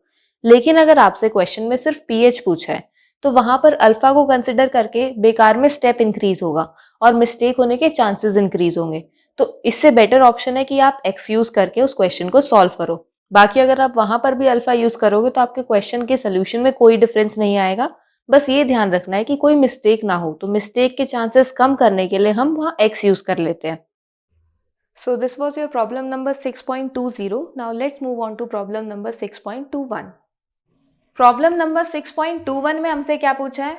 The pH of 0.04 molar hydrazine solution. Hydrazine क्या होता है? NH2 is 9.7. Calculates its ionization constant यानी Kb और pKb फाइंड आउट करना है। अब आपको pH गिवन है आपकी हाइड्राजीन सोल्यूशन की। हाइड्राजीन किस तरीके से डिसोशिएट होता है? हाइड्राजीन जैसे ही इसको वाटर मॉलिक्यूल मिलता है ये डिसोशिएट होके बनाता है NH2 NH3 positive plus OH negative, यानी यहाँ पर आपके पास क्या रिलीज हो रहा है सोल्यूशन में? OH negative. तो ये हाइड्राजीन हमारा मॉलिक्यूल कैसा हुआ? ये मॉलिक्यूल हमारा बेसिक नेचर का है, क्योंकि इसने वाटर से H पॉजिटिव एक्सेप्ट कर लिया और वाटर ने OH नेगेटिव रिलीज करा। तो यहाँ पर हमारी रिएक्शन इस तरीके से हो रही है। अब इस रिएक्शन के लिए आपको क्या गिवन है? pH ऑफ सोल्यूशन गिवन है। pH ऑफ सोल्यूशन से आप क्या फाइंड आउट कर सकते हो? H पॉजिटिव की कॉन्सेंट्रेशन फाइंड आउट कर सकते हो। बट H पॉजिटिव की कॉन्सेंट्रेशन का तो हमें कोई यूज ही नहीं है यहाँ, क्योंकि यहाँ पर तो हमारे पास क्या आ रहा है, OH नेगेटिव। इसका मतलब है कि हमें पहले pH से POH फाइंड आउट करना पड़ेगा। हमारे पास pH से POH फाइंड आउट करने के लिए क्या रिलेशन है, pH plus POH is equals to 14। तो यहाँ से आप POH फाइंड आउट कर सकते हो, 9.7 plus POH is equals to 14। तो यहाँ से आपके पास POH की वैल्यू आती है 4.3। अब इस POH को यूज करके आप OH नेगेटिव की कॉन्सेंट्रेशन फाइंड आउट कर सकते हो। कैसे फाइंड आउट करोगे, क्योंकि आपको POH और OH नेगेटिव में क्या रिलेशन पता है, negative log of OH negative ion की कॉन्सेंट्रेशन। तो अगर आपके पास POH की वैल्यू 4.3 है तो आप इससे OH नेगेटिव आयन की कॉन्सेंट्रेशन कैसे फाइंड आउट करोगे, concentration of OH negative would be equal to anti log of -4.3।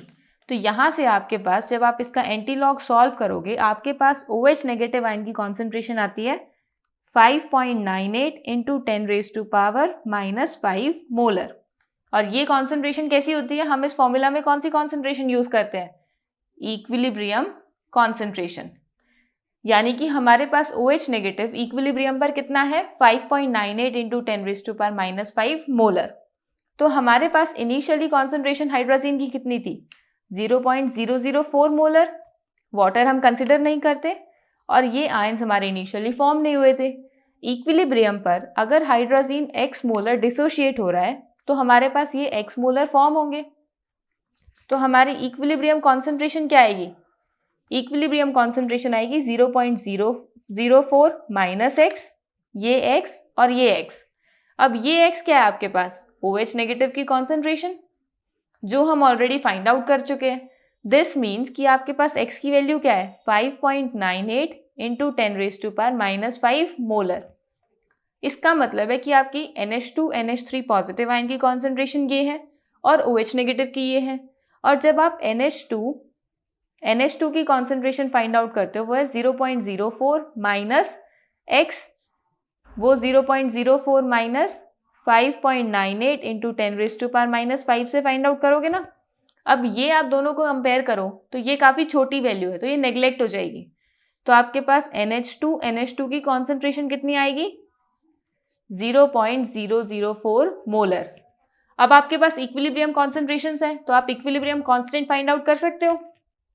सो इस रिएक्शन के लिए हमारे पास इक्विलिब्रियम कांस्टेंट क्या होगा, Kb, that would be equal to concentration of products raised to power its coefficient divided by concentration of reactants. Products क्या है हमारे पास, NH2 NH3 पॉजिटिव और OH नेगेटिव जिनकी कॉन्सेंट्रेशन आपको गिवन है 5.98 इंटू 10⁻⁻5। इसको हम स्क्वायर कर सकते हैं क्योंकि यही हमारे पास दोनों सेम है, डिवाइडेड बाय 0.004, ये हमने कॉन्सेंट्रेशन फाइंड आउट करी है। तो यहाँ से आपके पास Kb की वैल्यू आएगी 8.96 इंटू 10⁻⁻7। अब Kb से आप Pkb फाइंड आउट करोगे, वो कैसे फाइंड आउट करोगे, Pkb is equals to negative log of Kb। So Kb की वैल्यू आप यहाँ पुट करो और Pkb की वैल्यू आ जाएगी माइनस लॉग ऑफ 8.96 इंटू 10⁻⁻7। तो जब आप इसको सॉल्व करोगे तो आपके पास Pkb की वैल्यू आएगी that would be equal to 6.04। तो इस तरीके से आप सोल्यूशन के Kb को और Pkb को फाइंड आउट कर सकते हो। So this was your problem number 6.21. Now let's move on to problem number 6.22. Problem number 6.22 में क्या पूछा है, calculate the pH of solution in which 0.2 molar NH4Cl and 0.1 molar ammonia are present. The pKb of ammonia solution is 4.75. यानी अब आपके पास ammonia solution का pKb given है, तो इसका मतलब है आपको रिएक्शन में तो अमोनिया की सोल्यूशन को यूज करना है। अमोनिया को जब आप डिसोशिएट करते हो वाटर में मिक्स करके तो आपके पास क्या मिलता है, आपको NH4 positive plus OH negative, ये आपको अमोनिया की डिसोसिएशन से मिलता है। अब यहाँ पर आपके पास इनिशियली अमोनिया की कॉन्सेंट्रेशन गिवन है और NH4Cl गिवन है। NH4Cl का क्या मतलब है कि NH4Cl किस तरीके से डिसोशिएट होता है, NH4 positive plus Cl negative में। तो यहाँ से आपको अगर NH4Cl कंप्लीट डिसोशिएट होगा क्योंकि ये तो एक सॉल्ट है, तो ये अगर 0.2 मोलर है और ये कंप्लीट डिसोशिएट हो रहा है, तो यहाँ से इसका पूरा 0.2 मोलर रिएक्ट होगा और ये पूरे 0.2 मोलर की फॉर्मेशन होगी। तो इसका क्या मतलब है हमारे पास कि मेरे पास सोल्यूशन में अमोनिया कितना बचेगा, 0.2 मोलर अमोनियम आयन। तो यहाँ से मुझे पता है कि इनिशियल कॉन्सेंट्रेशन मुझे अमोनिया कितनी गिवन है, 0.1 मोलर। वाटर हम कंसिडर नहीं करते, अमोनियम आयन कितना गिवन है, 0.2 मोलर और OH नेगेटिव इनिशियली 0 है। जैसे ही हमारा टाइम जाएगा तो हमारे पास रिएक्शन प्रोसीड करेगी, और रिएक्शन प्रोसीड करेगी तो इसका x मोलर डिसोशिएट हो जाएगा। अगर 1 मोल के लिए x मोलर डिसोशिएट हो रहा है तो यहाँ पर x मोलर की फॉर्मेशन होगी और यहाँ पर भी आपके पास x मोलर की फॉर्मेशन होगी। तो आपके पास रिएक्शन में क्या आएगा, अमोनिया बचेगा आपके पास 0.1 माइनस x, अमोनियम आएगा 0.2 प्लस x और OH नेगेटिव आएगा आपके पास x मोलर। ये है आपकी इक्विलिब्रियम कॉन्सेंट्रेशन। जैसे देखो इस क्वेश्चन के अंदर मुझे सिर्फ pH फाइंड आउट करनी थी, तो मैंने यहाँ x को यूज किया है, अल्फा को यूज नहीं करा। अब इक्विलिब्रियम कॉन्सेंट्रेशन पे हम क्या फाइंड आउट करते हैं, इक्विलिब्रियम कांस्टेंट। अगर ये बेसिक रिएक्शन है तो इक्विलिब्रियम कांस्टेंट क्या होगा, Kb, that would be equal to concentration of products raised to power its coefficient divided by concentration of reactants, that is 0.2 plus x into x divided by 0.1 minus x। अब हमारे पास pKb की value given है, Kb आपको find out करना है। सो हम pKb से Kb कैसे फाइंड आउट करेंगे, pKb is equals to negative log of Kb। So pKb से Kb फाइंड आउट करने के लिए Kb कैसे आएगा, anti log of minus pKb, और pKb की वैल्यू कितनी है, 4.75। सो Kb की वैल्यू आएगी आपके पास एंटी लॉग ऑफ माइनस 4.75, और जब आप इसको सॉल्व करोगे तो आपके पास Kb की वैल्यू आती है 1.77 into 10 raise to power minus 5 molar, जो काफ़ी लो है। इसका मतलब है कि आपका जो ये हमारे पास सोल्यूशन है इसमें जो अमोनिया है ये बहुत कम डिसोशिएट हो रहा है। तो अगर हम कम डिसोशिएट हो रहा है तो x की वैल्यू काफ़ी कम होगी। So 0.1 minus x would be nearly equal to 0.1 and 0.2 plus x would be nearly equal to 0.2। तो यहाँ से हम इसको इस तरीके से लिख सकते हैं, 1.77 into 10 raise to power minus 5 is equals to 0.2 into x by 0.1। तो यहाँ से आप x की वैल्यू फाइंड आउट करोगे। अब x की वैल्यू जब आप इसको सॉल्व करोगे तो आपके पास आती है 0.88 into 10 raise to power minus 5 molar. अब ये x क्या है आपके पास, OH नेगेटिव की concentration, that means OH negative ion की कॉन्सेंट्रेशन हमने फाइंड आउट कर ली। अब यहाँ से हम क्या फाइंड आउट करेंगे, pH ऑफ सोल्यूशन। तो pH के लिए हम क्या करेंगे, अपनी इक्वेशन यूज करेंगे ना, जिससे हमारे पास H पॉजिटिव आयन की कॉन्सेंट्रेशन आएगी। तो यहाँ पर हम OH नेगेटिव आयन की कॉन्सेंट्रेशन पुट करेंगे, Kw की value 10 raise to power minus 14 है, H positive into 0.88 into 10 raise to power minus 5। तो यहाँ से हमारे पास H पॉजिटिव आयन की कॉन्सेंट्रेशन आ रही है 1.13 into 10 raise to power minus 9 molar. So आपके पास pH क्या आएगा, negative log of H positive. So pH is equals to minus log 1.13 into 10 raise to power minus 9। यहाँ से आपके पास pH की वैल्यू आती है 8.95। सो ये है आपके सोल्यूशन की pH, और यही हमें फाइंड आउट करना था। सो this was your problem number 6.22। और इसी के साथ हमारा आज का लेक्चर के पार्ट 1 कंप्लीट होता है, जिसमें हमने आयनाइजेशन को स्टडी करा है और यहाँ हमने आयनाइजेशन कांस्टेंट फाइंड आउट करा है Ka और Kb। अब नेक्स्ट लेक्चर में इसका हम पार्ट 2 स्टडी करेंगे, जिसमें हम relationship between Ka and Kb को फाइंड आउट करेंगे।